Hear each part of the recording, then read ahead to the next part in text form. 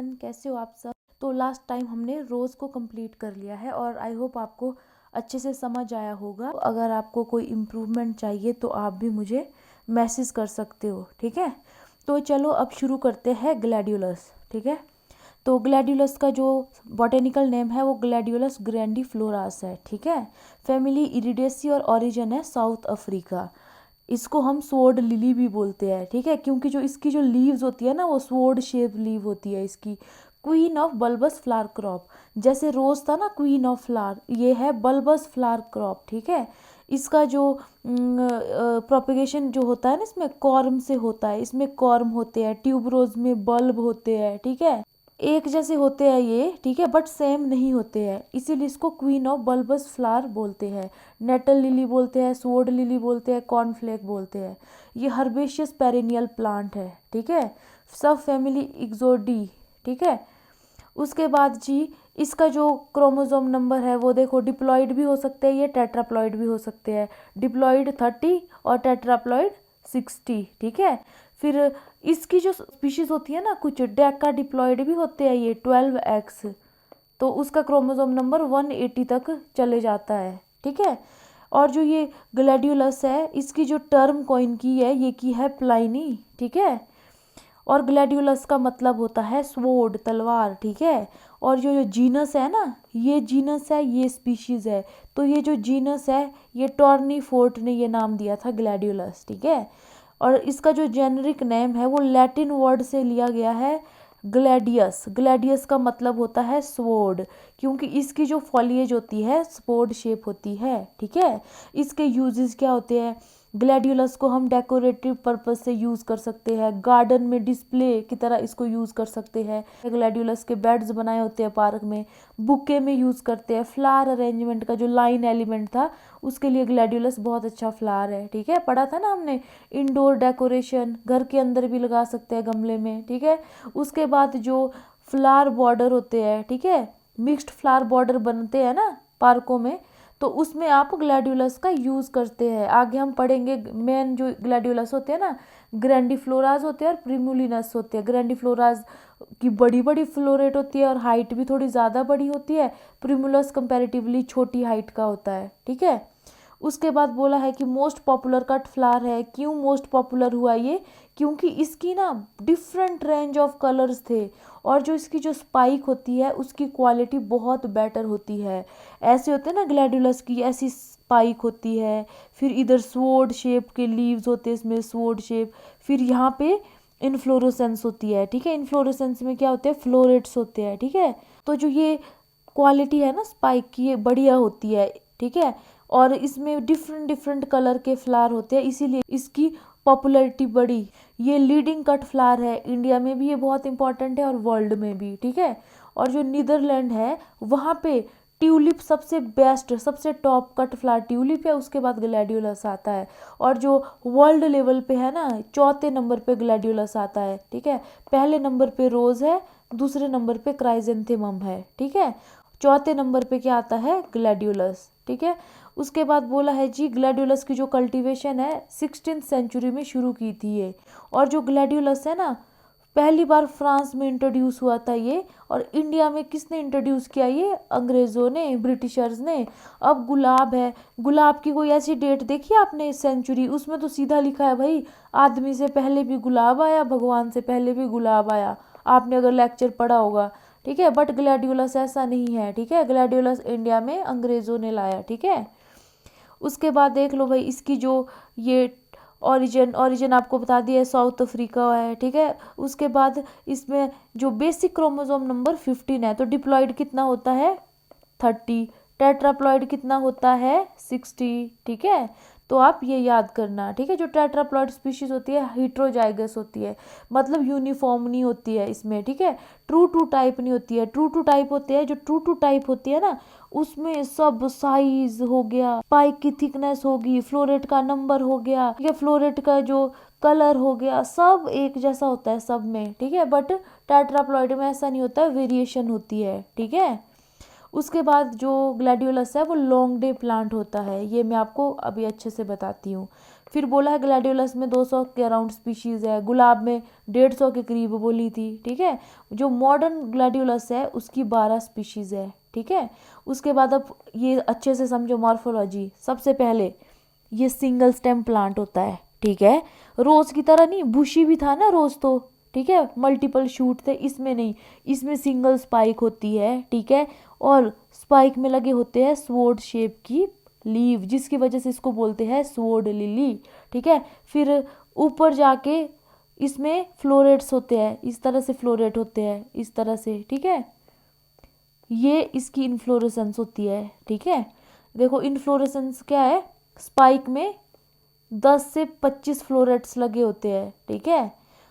और ये जो इसकी जो फ्लोरेट है ना, फ्लोरेट के अंदर ही मेल और फीमेल फ्लावर पार्ट दोनों होता है। तो इसका जो फ्लावर है वो बाइसेक्सुअल होता है, ठीक है। अब जेनेटिक्स में हम क्या जनरली पढ़ते हैं कि अगर फ्लावर बाइसेक्सुअल होता है तो उसमें सेल्फ पॉलिनेशन होती है, ये एक थंब रूल है, ठीक है। बट ग्लैडियोलस में क्रॉस पॉलिनेशन है। ऐसा क्यों? क्योंकि जो इसके फ्लोरेट में, मान लो ये इसका एंथर है, ठीक है, एंथर के अंदर पोलन होंगे, ठीक है, ये स्टिग्मा है यहाँ पे, ठीक है। इसमें क्या होता है, प्रोटोएंड्री होती है, ठीक है। जो ये एंथर है ना, ये एंथर ये पहले मैच्योर हो जाता है। जब तक स्टिग्मा ने रिसेप्टिव होना है तब तक तो इसकी पोलन वायबिलिटी भी लॉस हो गई होगी, तब तक इसने किसी दूसरे फ्लावर के फ्लोरेट को क्रॉस कर दिया होगा, ठीक है। और जब ये स्टिग्मा रिसेप्टिव होगा तब ये पूरे चांसेस है कि जो दूसरा फ्लोरेट होगा, दूसरे प्लांट का फ्लोरेट होगा, उसके जो पोलन है वो इसको फर्टिलाइज कर दे, ठीक है। इसीलिए इसमें क्रॉस पॉलिनेशन होती है, ठीक है। तो प्रोटोएंड्री का जो फिनोमिना है ना, उसकी वजह से इसमें क्रॉस पॉलिनेशन होती है। एंथर मैच्योर अर्ली, ठीक है, और स्टिग्मा बाद में रिसेप्टिव होता है, ठीक है। बाकी ये बोला कि जब फ्लावर बड उसकी डेवलप हो गई, ठीक है, उसको 16 दिन लगते हैं फुल ब्लूम में, ठीक है, पूरी तरह से खुलने में 16 दिन लगते हैं। Gladiolus flower bud open in 16 days to full bloom, ठीक है। Unfurling of petal start in morning and complete within, morning के टाइम जो पेटल है ना ये फ्लोरेट की, ये खुलने लग जाती है और 22 से 24 घंटे में सारी खुल जाती है, ठीक है। मॉर्निंग के टाइम में जो आपका जो एंथर होता है, ठीक है, वो खुलने लग जाता है और उससे पोलन रिलीज हो जाते हैं, ठीक है। और जो स्टिग्मा रिसेप्टिव होता है वो 24 घंटे के लिए रहता है, ठीक है। मान लो जो ये स्टिग्मा है, ठीक है, ये 24 घंटे के लिए रिसेप्टिव रहा, अगर तब तक इसको पोलन मिल गए तो फर्टिलाइजेशन होगी, अगर नहीं मिलते हैं तो इसका भी कोई यूज़ नहीं रहता है। स्टेम अनब्रांच्ड होती है, रोज में कैसी थी, ब्रांचिंग थी, इसमें अनब्रांच्ड है 1 से 9। इसमें स्वॉर्ड शेप की लीव्स होती है, ठीक है, वो शीट में कवर होती है, ठीक है। फ्लावर स्पाइक जो होते हैं इसके, ठीक है, वो लार्ज होते हैं, वन साइडेड होते हैं, ठीक है, बाइसेक्सुअल फ्लावर होते हैं इसमें, ठीक है। उसके बाद जो फ्लावर है pink, red, purple, white, different orange, red, फिर कुछ कलर होते हैं इसमें, टैन कलर होते हैं, ब्राउन कलर होते हैं, स्मोक कलर होते हैं, तो हर तरह के कलर के फ्लावर्स होते हैं, ठीक है। तो ये देखो, ठीक है, ये स्पाइक है ग्लैडियोलस के, इसमें डिफरेंट तरह के फ्लोरेट है, ये फ्लोरेट है, ठीक है। हर एक फ्लोरेट में मेल और फीमेल पार्ट दोनों होते हैं। और ये देखो स्वॉर्ड शेप लीव है ना, लग रही है ना तलवार जैसी, ठीक है, तो इस तरह की लीव होती है। और ये देखो ऊपर को डेवलप हो रहा है पूरा, कुछ लोअर फ्लोरेट खुल चुके हैं प्रॉपरली, ऊपर अभी बर्ड ओपन होने को बाकी है, ठीक है। और ये देख लो आप, ठीक है, ये है इसके कॉर्म, ठीक है, इसको बाद में प्रोपेगेशन के लिए यूज़ करते हैं। यहाँ देखो फ्लावर पार्ट, ठीक है, इसी में ही देखो एंथर मेल पार्ट है, ठीक है, और इसी में ही स्टिग्मा है, ठीक है। स्टेमन और पिस्टिल, ठीक है, स्टेमन मेल पार्ट होता है, पिस्टिल फीमेल पार्ट होता है, ठीक है। स्टेमन जो होता है वो बनता है हमारा एंथर और फिलामेंट को मिलाकर, ये फिलामेंट होता है और ये एंथर होता है, ठीक है। और जो स्टिग्मा वाला पोर्शन होता है ना वो पिस्टिल का होता है, जैसे ये पिस्टिल है ना, इसमें देखो ये स्टाइल होगा, ये स्टिग्मा होगा, ठीक है, और नीचे ओवरी होती है, ठीक है। और बाकी पंखुड़ियाँ होती है जिसको पेटल बोलते हैं, ठीक है। ये देख लो ग्लैडियोलस का फूल, ठीक है। लोअर फ्लोरेट पहले ओपन होते हैं, ऊपर के देखो अभी खुल रहे हैं, देखो ये बड है अभी, ठीक है। उसके बाद ये देखो स्वॉर्ड शेप की लीव्स है आपकी, ठीक है। फिर नीचे देखो ये कॉर्म होता है, ठीक है। ये जो नीचे वाला कॉर्म होता है ना, ये ओल्ड होता है, ठीक है। जब हार्वेस्टिंग करते हैं ये पूरी तरीके से मर गया होता है, सूख गया होता है, विदरिंग हो चुकी होती है इसकी। उसके ऊपर न्यू कॉर्म बनता है, ठीक है। और न्यू कॉर्म में बहुत सारे छोटे छोटे कॉर्मेल्स लगे होते हैं, ठीक है। कॉर्मेल्स लगे होते हैं, ठीक है। तो ये जो कॉर्म और कॉर्मेल है ना, ये जो न्यू वाला कॉर्म है और ये कॉर्मेल है, इसका यूज़ हम प्रोपेगेशन में करते हैं, ठीक है। और जो ग्लैडियोलस हम कॉर्मेल से बनाते हैं ना, जो वो फ्लावर होते हैं वो ज़्यादा बढ़िया क्वालिटी के होते हैं एज़ कम्पेयर टू कॉर्म, ठीक है।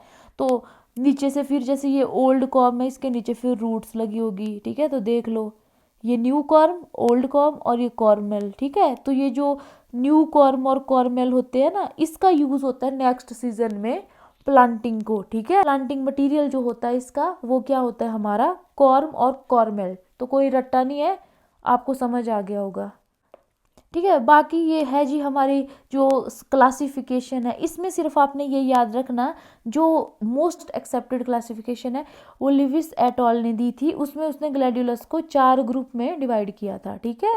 उसके बाद ये बोला कि जो मॉडर्न टाइप की जो ग्लैडियोलस है उसमें 6 टाइप के ग्लैडियोलस होते हैं, उसकी सबकी प्लांट हाइट डिफरेंट है, फ्लावर साइज डिफरेंट है, और जो स्पाइक पे जो फ्लोरेट की अरेंजमेंट है वो डिफरेंट है, ठीक है। फिर ये इंपॉर्टेंट है ग्लैडियोलस की क्लासिफिकेशन, 5 क्लासेस है, 100, 200, 300, 400, 500।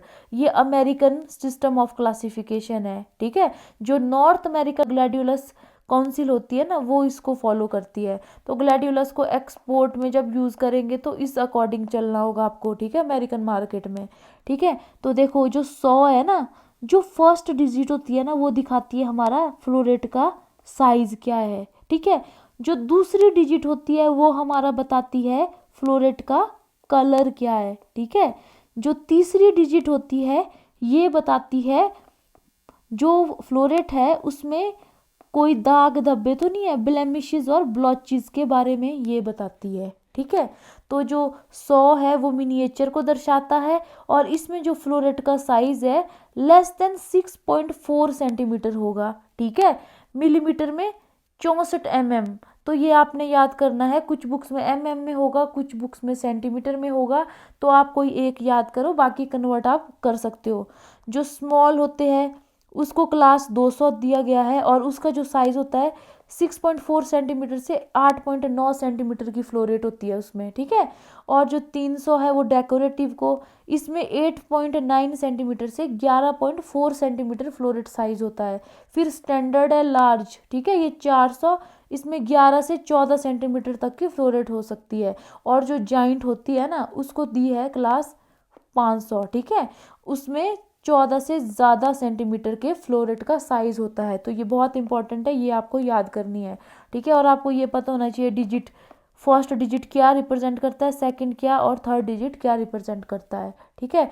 फिर बोला कलर के बेस पे देखा जाए तो white colour, yellow, orange, pink, red, violet, lavender, smoke, tan, brown, तो इतने डिफरेंट टाइप के कलर्स है। यही रीज़न है जो इतनी जल्दी ये ग्लैडियोलस पॉपुलर हुआ था इंटरनेशनल मार्केट में, ठीक है। फिर एक कमर्शियल क्लासिफिकेशन है, ठीक है। तो उसमें क्या करते हैं, स्पाइक लेंथ और फ्लोरेट के नंबर के बेस पे हम क्लासीफाई करते हैं। तो 4 क्लासेस है इसमें, ठीक है, डिफरेंट डिफरेंट 4 टाइप के ग्रेड है, फैंसी, स्पेशल, स्टैंडर्ड, यूटिलिटी। जो फैंसी होता है ना वो सबसे टॉप का होता है, ठीक है। उसमें जो स्पाइक होती है ना, स्पाइक की लेंथ 107 सेंटीमीटर से ज़्यादा होती है, और जो फ्लोरेट होते हैं कम से कम 16 फ्लोरेट होते हैं उसमें, ठीक है, 16 फ्लोरेट होते हैं इसमें।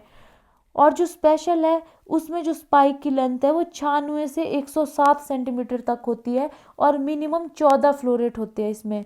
स्टैंडर्ड में मिनिमम 12 फ्लोरेट होते हैं, और इसकी जो स्पाइक लेंथ होती है 81 से 96 सेंटीमीटर तक होती है, ठीक है। और जो यूटिलिटी है उसमें सिर्फ 10 फ्लोरेट होते हैं, कम फ्लोरेट है तो स्पाइक लेंथ भी कम ही होगी, कितने, 81 सेंटीमीटर से कम, ठीक है। तो ये थी आपकी कमर्शियल क्लासिफिकेशन, तो ये भी आपने याद रखनी है। उसके बाद है हॉर्टिकल्चरल क्लासिफिकेशन, ठीक है। तो ये 4 तरह की क्लासिफिकेशन होती है इसमें, साइज और शेप ऑफ फ्लावर। आपका जो फ्लोरेट है ना उसका क्या साइज है, ठीक है, और क्या शेप है फ्लावर की, उस बेसिस पे होता है। तो ये बहुत इंपॉर्टेंट है, ये शुरू की 2, ग्रेंडिविनस और प्रिमुलस। ग्रेंडिविनस जो है इसको ग्रेंडिफ्लोरा बोलते हैं और लार्ज फ्लावर्ड हाइब्रिड होते हैं ये, ठीक है। और इसमें फ्लावरिंग लेट आती है, ठीक है। लार्ज फ्लावर होते हैं इसमें, ठीक है। जैसे स्पाइक है वो भी बड़ी स्पाइक होगी और जो फ्लोरेट होते हैं वो भी बड़े बड़े फ्लोरेट होते हैं, ठीक है। और जो स्पाइक लेंथ है इसमें 90 से 150 सेंटीमीटर तक स्पाइक लेंथ होगी, ठीक है। और जो फ्लोरेट होते हैं उनका साइज 10 से 15 सेंटीमीटर का होता है, ठीक है। 10 से 15 सेंटीमीटर तक इसका साइज होता है, ठीक है। उसके बाद नेक्स्ट जो प्रिमुलिनस है, इसको प्रिमुलिनस हाइब्रिड भी बोलते हैं। इसको हम कट फ्लावर की तरह यूज़ करते हैं मोस्टली, ठीक है। और इसमें जो हाइट होती है ना स्पाइक की, वो 40 से 45 सेंटीमीटर की स्पाइक होती है, थोड़ी छोटी होती है एज कम्पेयर टू ग्रैंडिफ्लोरा, ठीक है। और जो फ्लोरेट होते हैं वो भी इसमें थोड़े छोटे होते हैं, 5 से 10 सेंटीमीटर तक के, ठीक है। तो सबसे बड़ा है ग्रैंडिफ्लोरा, उससे छोटा है प्रिमुलिनस, ठीक है। और इसमें जो फ्लोरेट होते हैं ना जिग जैग मैनर में, जैसे स्पाइक है एक यहाँ हो गया, फिर दूसरा यहाँ हो गया, तीसरा, इस तरह से जिग जैग मैनर में होते हैं, ठीक है। और इसमें जो फ्लावरिंग होती है थोड़ा अर्ली आती है। जो ये होती है ना ग्रैंडिफ्लोरा, इसमें फ्लावरिंग लेट होती है, और जो प्रिमुलिनस है इसमें थोड़ी जल्दी फ्लावरिंग आती है। उसके बाद मिनिएचर टाइप होते हैं, ठीक है। इसका एक तो एग्जांपल याद रखो, बटरफ्लाई टाइप। जो बटरफ्लाई टाइप के जो ग्लैडियोलस होते हैं ना वो मिनिएचर हाइब्रिड में आते हैं, और ये न्यूली डेवलप्ड है, ये रिसेंट ओरिजिन है इसका, ठीक है। और इनको पिक्सियोला भी बोलते हैं कई टाइम। जो मिनिएचर ग्लैडियोलस है इनको पिक्सियोला बोलते हैं, ठीक है। इसमें देखो स्पाइक और छोटी होती है, ठीक है, 40 से 45 सेंटीमीटर तक होती है, ठीक है। और जो इसके जो फ्लोरेट होते हैं और छोटे होते हैं, ठीक है। इसमें देखो 5 to 7.5 सेंटीमीटर है कुछ बुक्स में, कुछ बुक्स में 2.5 से 5 सेंटीमीटर भी दिया है, ठीक है।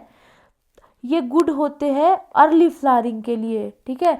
अब इनका इतना छोटा है, ये 40 सेंटीमीटर तक है ये, तो इनको पॉट में भी लगाते हैं। और जो इनकी पेटल होती है ना वो ऐसे रफल्ड होती है, ठीक है, फ्रिल्ड होती है इस तरह से, इसीलिए इसको बटरफ्लाई हाइब्रिड बोलते हैं, ठीक है। तो बटरफ्लाई हाइब्रिड वही है कि spike length shorter than 45 centimetre, मतलब 40 से 45 के बीच, ठीक है। कई बार 36 सेंटीमीटर भी हो सकती है, कुछ बुक्स में दी है, ठीक है। तो ये बटरफ्लाई हाइब्रिड कोई अलग से करने की ज़रूरत नहीं है, ये इसी कैटेगरी में आती है मिनिएचर टाइप में, ठीक है। स्पाइक लेंथ इसमें 45 सेंटीमीटर से कम होता है, ठीक है, 36 सेंटीमीटर भी हो सकता है। पेटल इसकी फ्रिल्ड हो सकती है, ठीक है। फ्लोरेट इसमें 6 सेंटीमीटर दिया है, तो मैंने आपको बोला है ना कि फ्लोरेट 5 to 7.5 रखो। कुछ बुक्स में और कम दिया है, मतलब छोटे छोटे फूल होते हैं इसमें मिनिएचर में, ठीक है।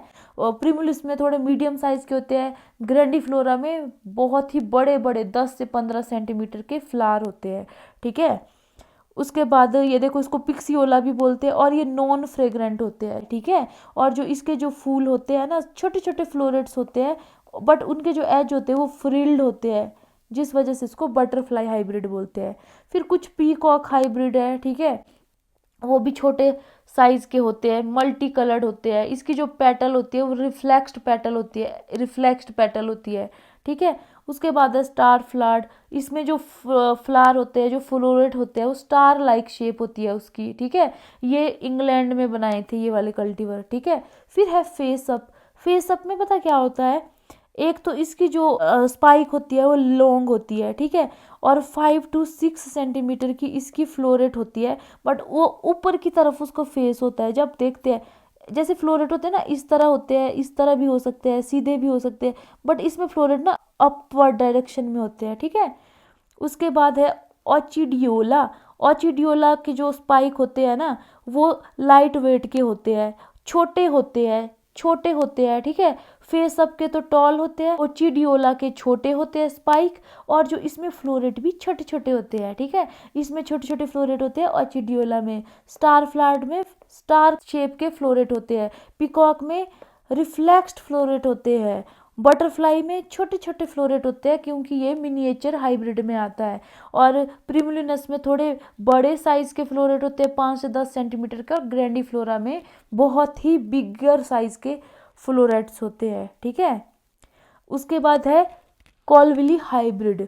तो ये जो है दो डिफरेंट स्पीशीज को क्रॉस करके बनाया है, तो ये आपने करना है। चलो मुझे ये बताओ, अगर डिफरेंट स्पीशीज हो और जेनेरा सेम हो, उसके बीच हाइब्रिडाइजेशन की जाए तो वो कौन से टाइप की हाइब्रिडाइजेशन होती है, ठीक है। अर्ली फ्लावरिंग होती है ये भी, और ये ग्रीन हाउस कल्टिवेशन के लिए इंपॉर्टेंट है कोलविली हाइब्रिड, ठीक है।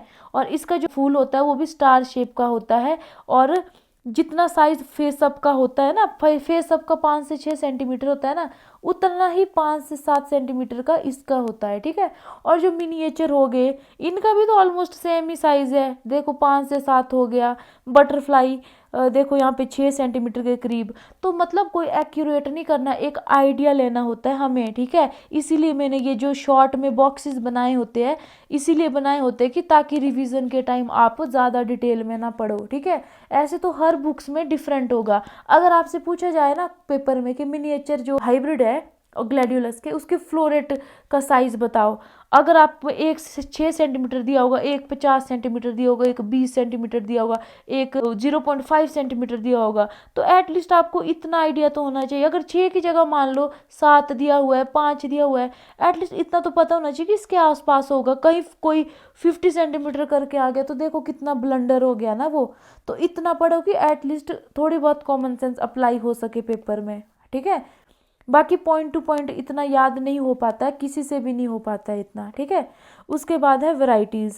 वैरायटीज़ देखो, पहले मैंने आपको रोज़ में बताया कौन सी वैरायटी करनी है, जिसका नाम अट्रैक्टिव हो या कोई उसका पेक्यूलियर फीचर हो, ठीक है। अब जैसे फ्रेंडशिप है, ये टेट्राप्लॉइड है तो मैं इसको याद करूँगी। प्रियदर्शनी, बढ़िया नाम लग रहा है तो मैं याद करूँगी। प्रियदर्शनी उसका भी वैरायटी थी रोज़ की, और यहाँ पे भी है, ठीक है। Agnirekha, hunting song, wind song, Oscar, ठीक है, हैप्पी एंड, ठीक है। उसके बाद क्राइजेंथेमम कीर्ति, म्यूटेंट वैरायटी, ये इंपॉर्टेंट होती है क्योंकि म्यूटेशन से जितनी भी वैरायटी डेवलप है वो आपको याद करनी है। जो पूसा, सुवासिनी और शोभा है ना, ये दोनों वैरायटी, वाइल्ड रोज एक वैरायटी है, उसमें म्यूटेशन हुई तब बनी है, ठीक है। तो ये क्या है, mutant of wild rose variety. फिर है कलर ऑफ इम्पॉर्टेंट वैरायटी। तो देखो पिंक कलर का अप्लॉज है, और कल हमने रोज में पढ़ा था ब्लू कलर की फर्स्ट वैरायटी जो रोज की थी वो अप्लॉज थी वर्ल्ड की, ठीक है। तो जब आप बार बार रिवीजन करोगे ना तो आपको समझ आ जाएगी चीज़ें खुद ही, ठीक है। और ग्लैडियोलस में अप्लॉज पिंक कलर की है, ठीक है। फ्रेंडशिप भी पिंक कलर की है, माई लव भी पिंक कलर की है। और वहाँ क्या किया था याद है, सोनिया, सोनिया को प्राइज मिला, कॉन्फिडेंट थी, कुछ ऐसा सा कराया था ना याद, वो पिंक कलर की रोज़ की वैरायटी थी ना। तो इसीलिए मैं स्टोरी की फॉर्म में याद करती हूँ ताकि कुछ तो याद हो, 100% याद ना हो बट कुछ तो याद आए वहाँ पे, ठीक है। तो अप्लाउज, फ्रेंडशिप, माई लव, ठीक है। ऑरेंज कलर की ऑटम गोल्ड, गोल्ड से ऑरेंज, ठीक है। उसके बाद सेटिंग सन, रेड कलर की वैरायटी कौन सी है, हंटिंग सॉन्ग, ऑस्कर, ठीक है। अमेरिकन ब्यूटी, सुचित्रा, ठीक है, सुचित्रा रोज़ की वैरायटी भी थी, ठीक है। कुछ पेकुलियर फीचर था क्या सुचित्रा का, येलो कलर की गोल्डन हार्वेस्ट, गोल्डन पीच हो गया, ठीक है। एक मैंने आपको पीडीएफ ड्राइव में दिया हुआ है, उसमें ना मैंने सिर्फ सारी वैरायटीज ही स्कैन करके रखी है, उसका प्रिंट आउट ले लेना और सुबह उठ के पढ़ लिया करो। जैसे एनुअल होते हैं, श्रब होते हैं, ये बहुत याद करने को ना ये बहुत ज़्यादा टफ होते हैं, बार बार भूल जाते हैं। तो उनको ना आप अपने घर में, अपने रूम में, हर जगह लगा दो और सुबह उठ के सबसे पहले 1 घंटा 1.5 घंटा उनको ही पढ़ो, इसी तरह आपको याद होगी ये, ठीक है। बाकी एमसीक्यू प्रैक्टिस करो, ठीक है। वैरायटी फिर बोल रही हूँ मैं, इंपॉर्टेंट ही पढ़नी है, ठीक है। और ये देखो जी, वाइट कलर, वाइट फ्रेंडशिप, ठीक है, वाइट प्रोस्पेरिटी। पर्पल और वायलेट कलर की ब्लू मून हो गई, ठीक है, ब्लू मून रोज की भी थी, ठीक है। पुसस शांग्रिका, रेड और पर्पल कलर की हर मेजेस्ट्री हाई स्टाइल, ये इंपॉर्टेंट रोज ब्रीडर है इंडिया के, ठीक है। बजरंग बहादुर सिंह भंडारी, तो ये आपको पता होना चाहिए। जो बजरंग बहादुर सिंह भंडारी है वो किससे एसोसिएटेड है। फिर प्रोफेसर हरभजन किससे एसोसिएटेड है, ग्लैडियोलस ब्रीडिंग से, ठीक है। डी मुखर्जी किससे, ग्लैडियोलस से। एस डी मुखर्जी किससे रिलेटेड है, कमेंट में बताना। S S Negi, R L Mishra, ये सब बहुत इंपॉर्टेंट ग्लैडियोलस ब्रीडर है, ठीक है। उसके बाद देख लो कुछ वैरायटी NBRI लखनऊ ने डेवलप की है, ठीक है। तो इसमें देखो मनमोहन हो गया, मुक्ता हो गया, त्रिलोकी हो गया, ठीक है। रोशनी, रोशनी किसका क्रॉस है, सुवर्णा किसका क्रॉस है, ठीक है। उसके बाद ये याद कर लो, ठीक है, अर्चना, ठीक है, अर्चना इम्पॉर्टेंट है, ठीक है। उसके बाद आप देख लो मनोहर, मृदुला, मोहिनी, मनीषा, ठीक है। इस तरह से आप देख लेना इसको। फिर बेंगलोर में जो वैरायटी है ये बहुत इंपॉर्टेंट है, शोभा, क्योंकि म्यूटेशन से डेवलप हुई है, ठीक है। और ये अप्सरा याद करनी है आपको, किस किस का क्रॉस है, ब्लैक जैक और फ्रेंडशिप। और नजराना भी इसी का। ब्लैक जैक एक लड़का था, उसने दोस्ती की अप्सरा और नजराना से, ठीक है। इस तरह कुछ बना दो, ठीक है। ये क्रॉस सेम है इसका, अप्सरा और नजराना का, ठीक है। उसके बाद सिंदूर, कुमकुम, ये सब वैरायटी। उसके बाद Priyadarshini, friendship, Suchitra, happy ending, ये किसकी वैरायटी है, ग्लैडियोलस की। First hybrid of gladiolus develop किया गया 1841 में, किसका क्रॉस करके, ग्लैडियोलस सिटेशिनस इंटू ग्लैडियोलस कार्डिनेलिस, ठीक है। फर्स्ट हाइब्रिड, उसका नाम क्या है, ग्लैडियोलस ग्रैंडेवेंसिस, ठीक है। तो ये आपको याद रखना है। उसके बाद जी कुछ ये बताओ इसका फुल फॉर्म क्या है, ठीक है। MPKV फूले में है ना, ये महाराष्ट्र में, उससे कोई वैरायटी आई है, देखो फूले नील रेखा, श्री गणेश, ठीक है। IRI की वैरायटी याद करो, अग्नि रेखा हो गया, पूसा सृजनी हो गया, ठीक है। तो ये सब देखो जितना आपसे होता है उतना ही करो। ग्लैडियोलस से की जो वैरायटी है, ग्लोस्टस से कर लो आप, ठीक है। उसके बाद है एक ये चौभाटिया से वैरायटी रिलीज हुई है, चौभाटिया अंकुर, चौभाटिया अरुणिमा, ठीक है। चौभाटिया तृप्ति, चौभाटिया शोभित हो गया, ठीक है। फिर पंजाब एग्रीकल्चर यूनिवर्सिटी से पंजाब डॉन, पंजाब मॉर्निंग, शान पंजाब, ठीक है। Punjab flame, Punjab pink elegance, Solan से सोलन मंगला, ठीक है। एग्जॉटिक वैरायटी कौन कौन सी है, वाइट गॉडेस, फ्रेंडशिप, ठीक है। स्नो प्रिंसेस, प्रिसिला, ठीक है। उसके बाद सिलेक्शन से कुछ वैरायटी रिलीज हुई है, ठीक है। ये देख लो, पूसा कालीमा, पूसा सदाबहार, अग्नि रेखा, ठीक है। अग्नि रेखा यहाँ पे भी है, ठीक है।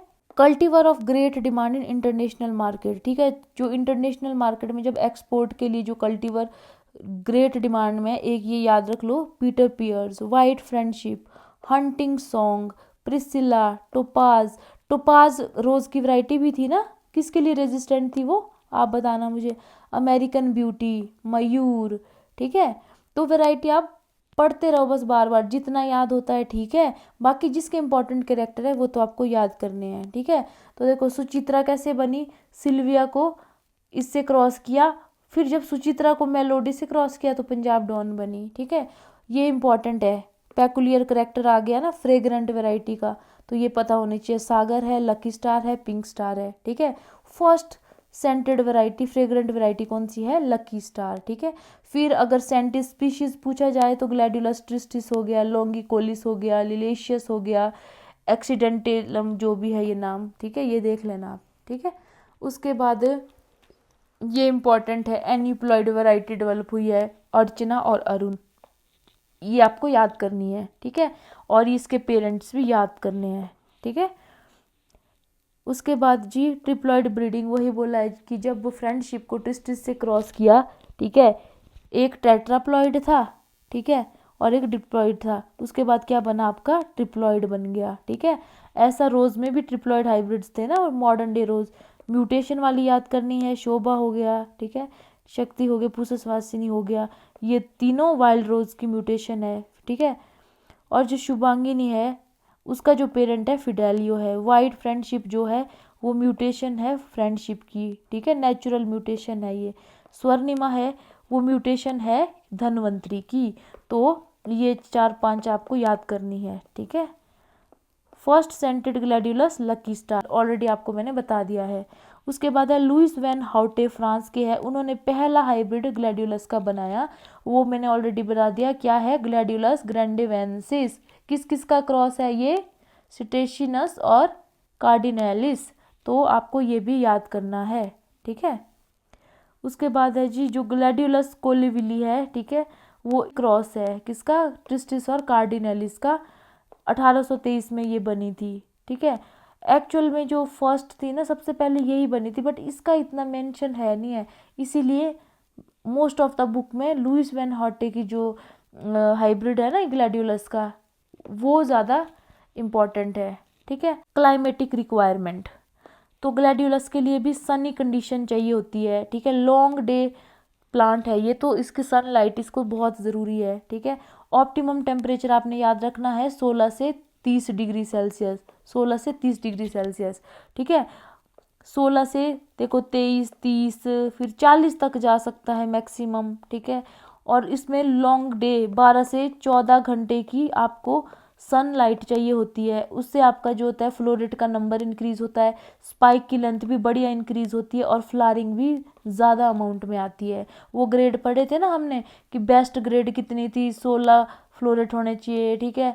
तो इस तरह से आपको उसके लिए बढ़िया लाइट आनी चाहिए सूरज की, कितनी, 12 से 14 घंटे, ठीक है, क्योंकि ग्लैडियोलस लॉन्ग डे प्लांट है, ठीक है। और उसके बाद जब हम कॉर्म को लेते हैं ना, बाद में मैं अच्छे से बताऊंगी, उसको स्टोर करते हैं हम 3 से 7 डिग्री सेल्सियस पे, ठीक है, ताकि बढ़िया ग्रोथ हो। जब बाद में उस कॉर्म को हम लगाए ना, उससे जो ग्लैडियोलस बने उसकी ग्रोथ बढ़िया हो और फ्लावर बढ़िया आए, तो उस कॉर्म को 3 से 7 डिग्री पे स्टोर करते हैं हम, ठीक है।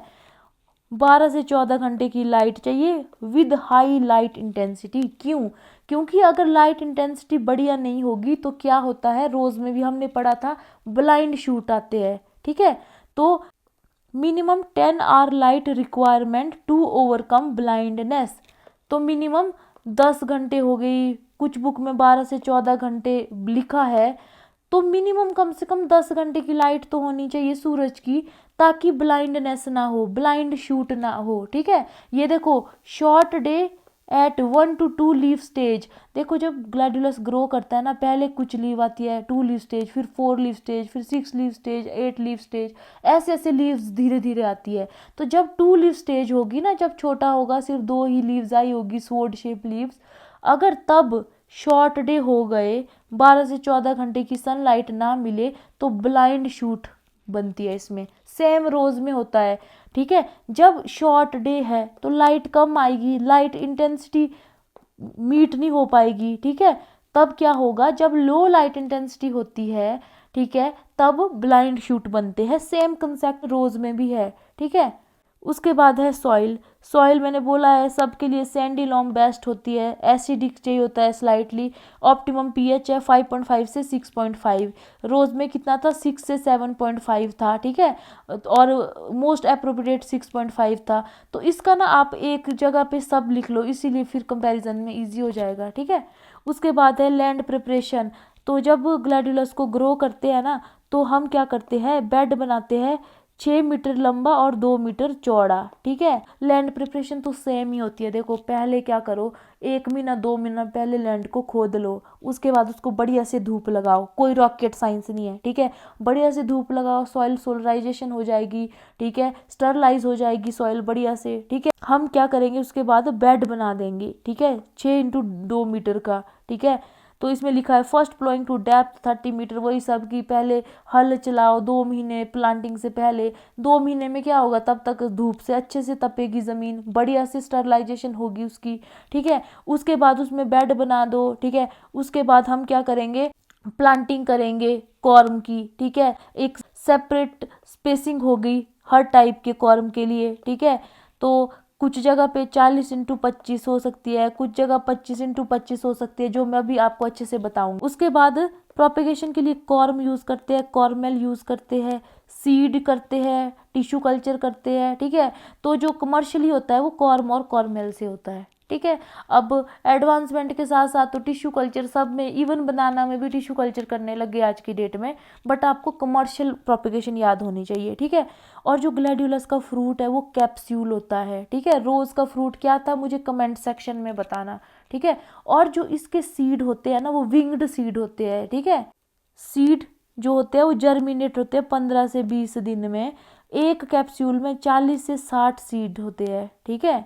उसके बाद जो कॉर्म है, कॉर्म वही है कि जो कमर्शियल प्रोपेगेशन होती है वो कॉर्म के थ्रू होती है। जो इसका जो कॉर्म होता है वो भी विटामिन सी में रिच होता है, ठीक है।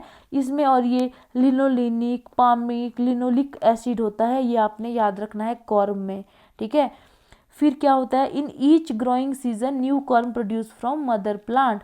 जो मेन मदर प्लांट होता है ना, मैंने बताया था जो ओल्ड कॉर्म है वो तो मर जाता है, उसके ऊपर ही न्यू कॉर्म डेवलप होता है और साइड में उसकी बहुत सारे कॉर्मेल लगे होते हैं, ठीक है। अब जो कॉर्म का डायमीटर होता है 4 से 5 सेंटीमीटर, जो डायमीटर होता है वो मतलब ज़्यादातर बढ़िया माना जाता है। और जिनकी शेप ऐसे कॉनिकल हो ऊपर से, एज कम्पेयर टू फ्लैट, जो फ्लैट शेप के होते हैं ना ऊपर से कॉर्म, उसको बढ़िया नहीं मानते हैं। जो ऐसे होते हैं थोड़े कॉनिकल जैसे होते हैं वो कॉर्म को बेस्ट मानते हैं, क्योंकि वो ज़्यादा बेटर फ्लावरिंग देते हैं, ठीक है। जब कॉर्म को हम हार्वेस्ट करते हैं ना, उसके बाद हम सबसे पहले उसको फंजीसाइड में डिप करते हैं, ठीक है, आधे घंटे के लिए। वो फंजीसाइड होता है कैप्टेन, ठीक है। उसके बाद उसको हम क्या करते हैं, छायादार जगह में रखते हैं और वहाँ पे उसको सुखाने के लिए रख देते हैं, 15, 20, 30 इतने दिन के लिए रख देते हैं, ठीक है।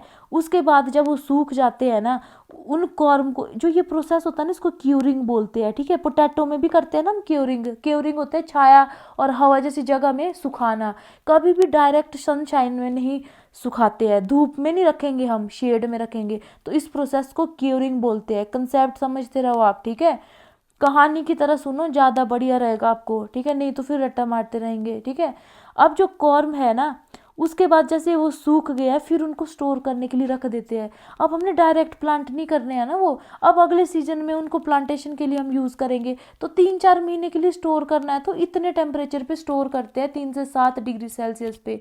और जल्दी उसको हार्वेस्ट करने से क्या फ़ायदा होता है, जब हम उसको स्टोरेज में रखते हैं ना तो उसकी डोरमेंसी भी ब्रेक होती रहती है, ठीक है। कॉर्म में बड़ी स्ट्रॉन्ग डोरमेंसी होती है, ठीक है। उसके बाद हम क्या करेंगे, जब प्लांटेशन का टाइम होगा ना, कॉर्म को ले जाओ, खेत लेके जाओ, फिर वहाँ पे ना उसके जो स्केली पोर्शन होते हैं, जो कॉर्म होते हैं ना उसमें स्केल्स होते हैं, मतलब जो पपड़ी टाइप होती है बाहर से, उसको हम हटा देते हैं।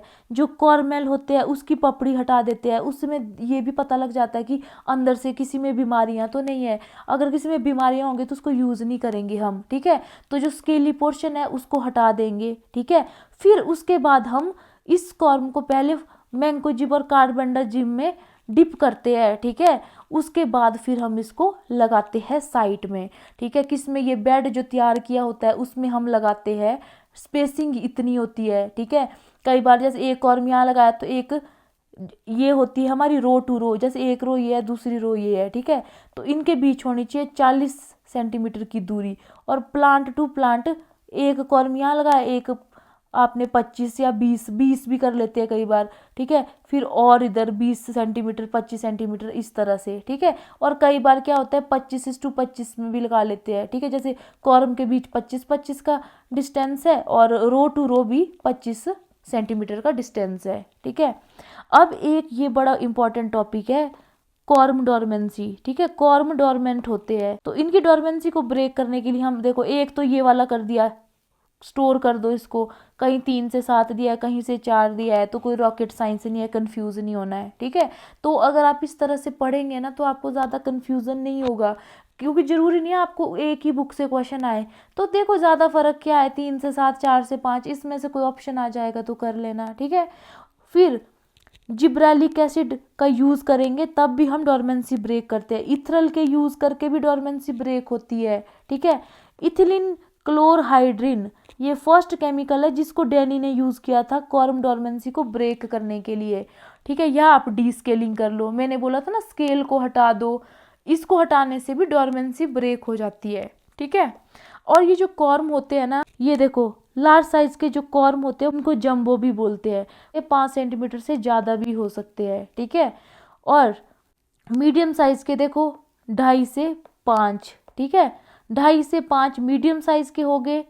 जो कॉर्मेल होते हैं वो 2.5 सेंटीमीटर से कम साइज के होते हैं, और जो जंबो होते हैं वो 5 से ज़्यादा। तो ये आपने याद रखने हैं, ठीक है।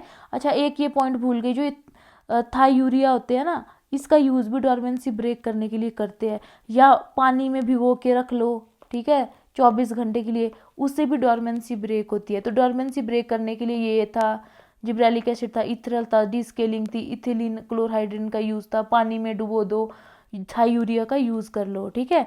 और बाकी ये कॉर्म के ये तीनों साइज आपने याद रखने हैं, ठीक है। कुछ जो कॉर्म होते हैं ना, उसमें ज़्यादा कॉर्मेल लगे होते हैं, मैंने बताया था जो न्यू कॉर्म होता है उसमें कॉर्मेल लगे होते हैं साइड में, ठीक है।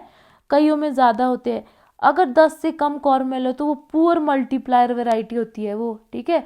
अगर 10 से 50 कॉर्मेल है तो वो मॉडरेट मल्टीप्लायर होती है। और अगर किसी में 70, 80, 90, 100 इतने कॉर्मेल है, मतलब कॉर्म हमेशा एक होता है, ठीक है। एक प्लांट का एक ही कॉर्म होता है, कंफ्यूज मत होना, ठीक है। यहाँ पे कॉर्मेल होने चाहिए थे 70, 80, 90, वो कॉर्मेल होंगे, कॉर्म थोड़ी ना होंगे। कॉर्म हमेशा एक होता है, इसमें लगे होते हैं कॉर्मेल, ठीक है। तो फास्ट मल्टीप्लायर वैरायटी कौन कौन सी है? सुचित्रा और अमेरिकन ब्यूटी। क्यों ये फास्ट मल्टीप्लायर है? अब एक प्लांट से इतने कॉर्मेल मिल रहे हैं, अगर 80 कॉर्मेल मिल रहे हैं तो आप 80 नए प्लांट उससे ग्रो कर सकते हो, ठीक है। उसके बाद वही है क्यूरिंग, ठीक है। ये ऊपर तो देखो क्यूरिंग टेम्परेचर हमने कितना बोला था, 3 से 7, इतना रखो उसको स्टोर करके, ठीक है।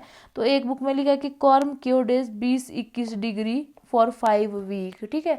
वो अपनी मर्जी है यार, यहाँ आपने सिर्फ 5 हफ्ते के लिए क्यूरिंग करनी है, कम टाइम के लिए स्टोर करना है तो हाई टेम्परेचर पे रख दो, ये कॉमन सेंस है। अगर घर में दूध रखा है, अगर मैं चाहती हूँ यार सारा दूध आज ही खत्म करना तो मैं बाहर रख लेती हूँ, कोई टेंशन नहीं मुझे। अगर यही दूध मैंने 4-5 दिन चलाना तो उसको मैं फ्रिज में रख देती हूँ, कॉमन सेंस है, कोई रॉकेट साइंस नहीं है, ठीक है। क्यूरिंग की हुई है, अब 1 महीने के लिए करनी है तो रख लो, रूम कमरे में रख लो, रूम टेम्परेचर 25 डिग्री होता है तो उसके आसपास ही 20, 21, 22 टेम्परेचर डिग्री में रख लिया इसको, ठीक है। और वही चीज़ अगर हमने 3-4 महीने के लिए स्टोर करना है तो थोड़ा टेम्परेचर रिड्यूस कर दो 5 डिग्री तक, ठीक है।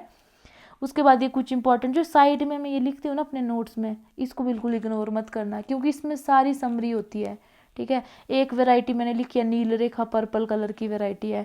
उसके बाद वही है कि कॉर्म को ड्राई करेंगे 2-3 हफ्तों के लिए 3-4 डिग्री, ऑलरेडी मैंने आपको समझा दिया है, ठीक है। RH देखो 40% RH होता है जब कॉर्म की क्यूरिंग करते हैं हम 3 से 4 डिग्री पे। अब है कॉर्म साइज, ऑप्टिमम कितनी है? 4 से 5 सेंटीमीटर। अगर ये क्वेश्चन आएगा तो ये देखना 4 से 5 सेंटीमीटर ऑप्टिमम है, ठीक है। और ये वो बल्ब साइज, ये मैंने ट्यूबरोज का थोड़ा कंपैरिजन करा हुआ है ना, ठीक है। उसमें इसका आधा होता है 2.5 सेंटीमीटर का। ट्यूबरोज में बल्ब होते हैं जबकि ग्लैड्यूलस में कॉर्म होते हैं, ये याद रखना, ठीक है। एक single corm produce on single, वही है कि एक जो मदर प्लांट है उसमें सिर्फ एक कॉर्म आता है, जबकि जो कॉर्मेल होते हैं ना 10 से 50 भी हो सकते हैं, इवन 80-90 भी पढ़े हमने फास्ट मल्टीप्लायर में, ठीक है। Cormel from corm are healthier planting material, ये बोला है कि जो कॉर्म होता है ना उससे बेस्ट प्लांटिंग मटेरियल कॉर्मेल होता है, ठीक है। कई बार कॉर्म ना क्योंकि मदर प्लांट के साथ एसोसिएट है तो इसमें कई बार इन्फेक्शन हो सकता है, बट जो ये है ना इसमें इन्फेक्शन के चांसेस कम होते हैं, होता है बट कम होता है, ठीक है। तो इनको चेक करने के लिए हम क्या करते हैं, इसकी डी स्केलिंग करते हैं, इसकी बाहर की पपड़ी जो होती है ना, जो ट्यूनिक होते हैं, प्याज में होते हैं ना से ट्यूनिकेटेड और न्यून ट्यूनिकेटेड तो पता ही होगा ना आपको, तो उसको हटा देते हैं हम, ठीक है। उससे क्या होती है, तो डोरमेंसी ब्रेक होती है, दूसरा हमें इन्फेक्शन वगैरह भी हम देख लेते हैं इसमें। ये बोला कि अगर cormel is disease free even if parent corm are infected, बोला कॉर्म में भले ही बीमारी हो सकती है but cormel mostly disease free होता है, ठीक है, वायरस से फ्री होता है, ठीक है। अच्छा, आपने ये भी तो सुना होगा जैसे प्लांट होता है उसके जो एपिक्स जो होता है ना, अपेक्स होता है, ठीक है, वो वायरस से फ्री रहता है हमेशा, ठीक है। टिश्यू कल्चर में हम यूज़ करते हैं ना इनको एक्सप्लांट की तरह, ठीक है। तो ये बेसिक है। अब टाइम ऑफ प्लांटिंग तो देखो नॉर्थ इंडियन प्लेन में सितंबर में करते हैं, ठीक है। नॉर्थ वेस्ट प्लेन में अक्टूबर में करते हैं, तो सितंबर अक्टूबर याद रख लो, ठीक है। और जो टेम्परेट रीजन होते हैं ना, हिली एरिया होते हैं, वहाँ पे मार्च अप्रैल में करते हैं। ये मोस्टली ऐसा ही होता है हिली एरिया में ना, प्लांटिंग मार्च अप्रैल फेब तक आगे एक्सटेंड हो जाती है। फिर स्टैगर्ड प्लांटिंग करते हैं। इसमें स्टैगर्ड प्लांटिंग करते हैं। स्टैगर्ड प्लांटिंग होती है कुछ आज प्लांट किए, कुछ 3-4 दिन, कुछ ऐसे ऐसे, या 10-15 दिन, मतलब हर गैप के बाद प्लांटेशन करनी है, ठीक है। अगस्त में शुरू हो जाते हैं प्लांटेशन करना, दिसंबर तक प्लांटेशन ही करते रहते हैं। एक बार में नहीं कि 3-4 दिन में ख़त्म कर लो। कुछ आज लगाए, कुछ 10 दिन के बाद लगाए, कुछ 15 दिन के बाद लगाए। तो इसको बोलते हैं स्टैगर्ड प्लांटेशन। इसका क्या फ़ायदा होता है, इससे आपको सारा टाइम फ्लावर मिलते रहते हैं। कुछ आज आएंगे फूल, कुछ बाद में। इस तरह से आपको स्टोरेज की टेंशन नहीं होती है। जो फूल उगा लिए उसको बेच भी दो साथ में, ठीक है। तो जो ब्लूमिंग पीरियड होता है, फ्लावरिंग पीरियड होता है, उसको प्रोलॉन्ग करने के लिए, लंबे पीरियड तक चलाने के लिए हम स्टैगर्ड प्लांटिंग करते हैं। या दूसरा, डिफरेंट ग्रेड के कॉर्म को, 3 तरह के कॉर्म होते हैं ना, ठीक है। कुछ मॉडरेट होते हैं, कुछ कॉर्मेल होते हैं। तो हर तरह के कॉर्म लगाओ, डिफरेंट डेप्थ पे लगाओ। अब अंडरस्टूड है, जितना सीड का साइज होता है ना, उसी के हिसाब से जो उसकी जो सोइंग डेप्थ होती है वो डिटरमाइन होती है, ठीक है। तो बड़ा कॉर्म होगा, ठीक है, जंबो होगा तो ज़्यादा गहराई में उगाएंगे, ठीक है। उसके बाद मॉडरेट होगा तो कम गहराई पे उगाएंगे, ठीक है, कम डेप्थ पे उगाएंगे। उसके बाद अगर वो स्मॉल हो गए, कॉर्मेल हो गए, उसमें डेप्थ और कम होगी। तो उससे क्या होता है, हर तरह के कॉर्म लगाओ, जंबो भी लगाओ, मॉडरेट भी, कॉर्मेल भी यूज़ करो डिफरेंट डेप्थ पे, ठीक है। उसके बाद है use of early, mid and let variety, ठीक है। लेट वैरायटी में ग्रैंडीफ्लोरा टाइप के थे, वो लगा लो। मिड में प्रिमुलिनस थे, वो लगा लो, ठीक है। अर्ली में कौन से, मुझे कमेंट सेक्शन में बताना। तो इस तरह से आप हर तरह के लगाओ, उससे क्या होता है, ब्लूमिंग पीरियड बढ़ा जाता है, ठीक है। तो देख लो 7 सेंटीमीटर से 15 सेंटीमीटर तक जो इसकी गहराई होती है ना बोने की, वो वेरी कर जाती है। उसके बाद है जी only non dormant corm. Obviously dormancy नहीं होनी चाहिए कॉर्म में, तो वो स्प्राउट ही नहीं होगा उसमें, ठीक है। तो जब कॉर्म में एक बड आ जाए ना, तब आपने समझना कि भाई अब इसको हम प्लांटिंग कर सकते हैं, ठीक है। लोअर पोर्शन ऑफ कॉर्म इस तरह प्लांट करना कि जो बड वाला पोर्शन है ना वो ऊपर की तरफ आए, ठीक है, स्ट्रेट ऊपर आए, ठीक है। ऐसा नहीं हो इधर को आ गया, ऐसे को लगा रहे आप, तो इसकी जो स्टेम है ना वो ऐसे ही ग्रो करेगी टेढ़ी। अगर आप चाहते हैं कि आपको जो स्टॉक है वो सीधी आए, क्रुक्ड ना हो, मान लो ऐसा होता है ना, जैसे मान लो इस तरह है, यहाँ पे बड है, ग्रो इधर को करना था, फिर इधर से चलो सूरज आ गया, फिर ऊपर का तो सूरज की तरफ मुड़ता है ना, तो क्रुक्ड हो जाती है ना उसकी ग्रोइंग हैबिट। इसीलिए हम क्या करेंगे, इस तरह लगाओ कॉर्म को, कॉनिकल कॉर्म होगा कि जो इसकी जो बड है ना वो एग्जैक्ट ऊपर आए, ताकि इसकी ग्रोथ भी स्ट्रेट हो। आई होप आपको समझ आ गया होगा, ठीक है। फिर मीडियम साइज, स्मॉल साइज, ये मैंने आपको बता दिया है। इनको 7 सेंटीमीटर डीप ग्रो करते हैं, और जो जंबो लार्ज साइज है उसको 15 सेंटीमीटर गहराई में करते हैं, ठीक है। जो फ्लावर बड इनिशिएशन होती है 3, ये मैं अभी आपको अच्छे से बताऊंगी आगे, डिफरेंट स्टेजेस होती है उसमें क्या क्या होता है, ठीक है। तो प्लांटिंग आपने क्या याद रखनी है, फाइनली सितंबर अक्टूबर रख लो प्लेन में, सर्दियों में लगाते हैं हम सितंबर अक्टूबर में प्लेन एरिया में, ठीक है। हिल्स में लगाते हैं हम मार्च अप्रैल में, ठीक है। उसके बाद अगर ट्रॉपिकल और सब ट्रॉपिकल रीजन देखा जाए, वहाँ पे हम सितंबर अक्टूबर में सर्दियों में भी लगा सकते हैं और स्प्रिंग में भी लगा सकते हैं, ठीक है। सितंबर अक्टूबर याद रखना है आपने, ठीक है। स्पेसिंग देख लो, जब लगाएंगे 40:25 भी दिया होगा कुछ बुक्स में, 40:15 भी दिया होगा, 30:20 भी दिया होगा अगर क्लोज प्लांटिंग करनी हो कॉर्मेल की, ठीक है। अब एक बात ध्यान से सुनो, अब आप बोलते हो कि कन्फ्यूज़न बहुत है, ये है, देखो यार सिंपल सी बात है ना, चार्ट फॉर्म में पढ़ो एक, तो उससे आपको कन्फ्यूज़न नहीं होगा। अगर ग्लैडियोलस की स्पेसिंग आपको 90:90 आ गई ऑप्शन में, आपने वो कर दिया, उस केस में ब्लंडर होगा, वो नहीं होगा एटलीस्ट अगर आप इस लेवल का पढ़ोगे, ठीक है। बाकी कन्फ्यूज़न जो होता है ना वो इसीलिए होता है रिवीजन अगर हम करते हैं, ठीक है, नहीं तो याद रह जाती है। ये आपको ना ये अक्षर ऐसे उड़ते हुए दिखेंगे अपने पेपर पे अगर आप रिवीजन बार बार करोगे, ठीक है। उसके बाद है कॉर्म रेट कितना लगाना होता है। अगर 1 हेक्टेयर में प्लांटिंग करनी हो तो हमने 1.5 से 2 लाख कॉर्म यूज़ हो जाते हैं, ठीक है। इसको कन्वर्ट करोगे तो 60,000 पर एकड़ आएगा। ये थोड़ा ट्यूबरोज का भी मैंने लिखा हुआ है, ठीक है। इसमें जो देखो ग्लैडियोलस में 5 सेंटीमीटर को प्रेफर करते हैं ना प्लांटिंग के लिए, 4 से 5 सेंटीमीटर का कॉर्म, इसमें 2 से 2.5, ठीक है। इसमें ग्रो करते हम 7 से 15 सेंटीमीटर डीप, ठीक है। इसमें लगा उसको बल्ब को 4 से 5 सेंटीमीटर डीप लगाते हैं, ठीक है। इसमें 1.5 से 2 लाख कॉर्म चाहिए 1 हेक्टेयर के लिए, इसमें 1 से 2 लाख बल्ब चाहिए पर हेक्टेयर के लिए। तो थोड़ा बहुत कंपैरिजन करके ना आपको रिवीजन बढ़िया होगा। इसमें ये बोला है ना, देखो कॉर्मेल लगाएंगे उससे आपकी ग्लैडियोलस आएंगे, ठीक है। तो उसकी स्पाइक बेटर होगी एज कम्पेयर टू अगर आप कॉर्म का यूज़ करके ग्रो करोगे ग्लैडियोलस, ठीक है। उसके बाद है डी स्केलिंग, ये मैंने आपको बता दिया है, डोरमेंसी ब्रेक करने के लिए करते हैं। फिर है हीलिंग। हीलिंग पता क्या होता है, ग्लैडियोलस को ना मिट्टी से कवर कर देते हैं ताकि वो इस तरह से गिरे ना, ठीक है। स्टेकिंग की तरह यूज़ करते हैं इसको हम, ये होती है हीलिंग। जैसे आपने ग्लैडियोलस लगाया ना, ये प्लांट गिर भी तो सकता है इधर को, ठीक है। या तो हमने स्टेकिंग करनी थी लकड़ी से, बट इसमें हीलिंग कर देते हैं, मिट्टी का लेवल ऊपर को चढ़ा देते हैं, उससे फिर ये ना इधर को गिरेंगे ना दूसरी तरफ को गिरेंगे। ये देखो मिट्टी से ढक दिया इसको, इसको बोलते हैं हम हीलिंग, ठीक है। तो ग्लैडियोलस में हीलिंग करते हैं ताकि आपका जो ग्लैडियोलस की जो स्पाइक है ना वो इधर को ना गिरे ना इधर को गिरे, ठीक है। फिर है स्कोरिंग, ठीक है। स्कोरिंग में क्या होता है, जो ये कॉर्म होते हैं ना, कॉर्म में हम कट मार देते हैं। ये कट मारते हैं तो इससे क्या होता है, कॉर्मल की ग्रोथ ज़्यादा होती है, ठीक है।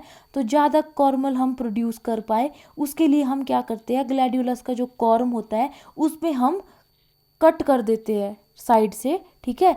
फिर इस कट के थ्रू से ज़्यादा कॉर्म की ग्रोथ होती है, ठीक है। इसको बोलते हैं स्कोरिंग और ये ग्लैडियोलस में करते हैं। उसके बाद इरिगेशन देख लो आप, ठीक है। इरिगेशन बढ़िया देना, इतना ज़्यादा भी नहीं देना कि वाटर लॉगिंग हो जाए, ठीक है। उसके बाद सैंडी सॉइल में हम क्या करते, सैंडी सॉइल में पानी जल्दी नीचे जाता है ना, तो उसमें जल्दी जल्दी हफ्ते हफ्ते में इरिगेशन कर दो। जो हैवी सॉइल होती है उसमें पानी रुकता है, ठीक है। तो वाटर लॉगिंग ना हो तो ज़्यादा दिनों के बाद इरिगेशन करते हैं इसमें। और जब कॉर्म को हम हार्वेस्ट करते हैं ना, उससे पहले आपने ये चीज़ माइंड में बिठा दो, कुछ टाइम तक इरिगेशन रोकनी है, ठीक है, ताकि उसको शॉक ना लग जाए। जब उसको बाहर निकालेंगे ना उसको झटका ना लग जाए, ठीक है, हार्डनिंग हो जाए कॉर्म की। इसीलिए उसको हार्वेस्ट करने से पहले हम क्या करते हैं, इरिगेशन रोक देते हैं कुछ टाइम के लिए। और आपको पता है फ्लावर को पहले निकाल देते हैं हम, हार्वेस्टिंग इसकी पहले कर देते हैं, उसके बाद कॉर्म को उसके कुछ टाइम बाद हार्वेस्ट करते हैं। तो शॉक से बचाने के लिए हम हार्डनिंग करते हैं कॉर्म की, उसके लिए हम क्या करते हैं, इरिगेशन को विद होल्ड कर देते हैं, ठीक है। जब आपने हार्वेस्ट करना होगा कॉर्म, उससे 1 महीना पहले हम पानी देना बंद कर देंगे। उसके बाद जी स्टेकिंग। स्टेकिंग वही है कि अगर ग्लैडियोलस का जो फ्लावर होता है ना वो लार्ज होता है तो क्या होता है, उसके चांसेस हो जाते हैं वो इस तरह लॉज कर जाए, मतलब गिर जाए, ठीक है। इसलिए उसको प्रोटेक्ट करने के लिए हम क्या करते हैं, स्टेकिंग करते हैं। कब करेंगे, जब ग्लैडियोलस में 5 से 6 लीव आ जाती है, ठीक है, तब स्टेकिंग करते हैं, ठीक है। दूसरा हीलिंग कर सकते हैं, ठीक है, हीलिंग भी इसी पर्पज से था, ठीक है। When shoot are about 20 centimetre high, उस टाइम क्या करेंगे, सॉइल को हम थोड़ा सा उठाएंगे 10 से 15 सेंटीमीटर दोनों तरफ से, ठीक है। उस प्रोसेस को बोलते हैं हीलिंग।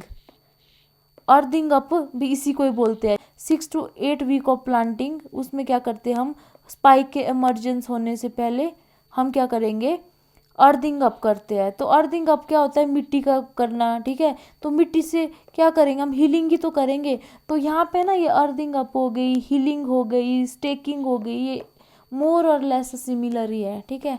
उसके बाद है वीड। वीड में बोला है ये कि प्री एमरजेंट हर्बिसाइड यूज़ करो, पोस्ट एमरजेंट हर्बिसाइड यूज़ करो, ठीक है। अब ये देख लो जो डोरमेंट कॉर्मेल होते हैं, देखो एक तो जिसकी डोरमेंसी ब्रेक हो गई, एक में अभी भी डोरमेंसी है।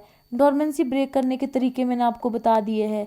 तो जिसमें डोरमेंसी है ना उसमें 8 से 10 गुना ज़्यादा एब्सिसिक एसिड होगा देन नॉन डोरमेंट कॉर्म, ठीक है। जो ए बी होता है ये डोरमेंसी के लिए रिस्पॉन्सिबल होता है, ठीक है। फिर जो इथिलीन क्लोरहाइड्रेन है उसको डोरमेंसी ब्रेक करने के लिए यूज़ करते हैं, पहली बार डेनी ने किया था। फिर जिब्रेलिक एसिड से भी डोरमेंसी ब्रेक होती है। फिर है न्यूट्रिशन, ठीक है, इसमें देखो जो ये ग्लैडियोलस है ना, इसमें फ्लोराइड टॉक्सिसिटी की प्रॉब्लम रहती है। तो इसमें पता क्या होता है, पत्ते ना जले हुए जैसे फील होते हैं, ब्राउनिश होने लग जाते हैं। तो जो ग्लैडियोलस है वो इंडिकेटर है फ्लोराइड टॉक्सिसिटी का। इसको लगा के हमें पता लग जाता है कि भाई इस जगह पे फ्लोराइड ज़्यादा है, ठीक है। उसके बाद ये देख लेना आप, ठीक है, इतना इंपॉर्टेंट होता नहीं वैसे न्यूट्रिशन, आप खुद एक रीडिंग मार देना। हार्वेस्टिंग, हार्वेस्टिंग बोला है, जो कमर्शियल लाइफ है ग्लैडियोलस की 10 से 15 है, रोज़ की कितनी थी, 8 साल थी, ठीक है। हार्वेस्टिंग कैसे करेंगे हम, जब हम कॉर्म को लगाते हैं ना, उसके बाद 2 से 4 महीने में आपकी फ्लावरिंग आ जाएगी, ठीक है। कुछ बुक में 60 से 120 दिन भी लिखा होगा, ठीक है। जो अर्लिंग फ्लावरिंग कल्टीवर होते हैं वो 80-90 दिन में, मतलब 3 महीने में फ्लावरिंग आ जाती है उसमें। और जो लेट फ्लावरिंग होते हैं वो 3.5 से 4.5 महीने के अंदर फ्लावरिंग आती है, 100 से 145 दिन में, ठीक है।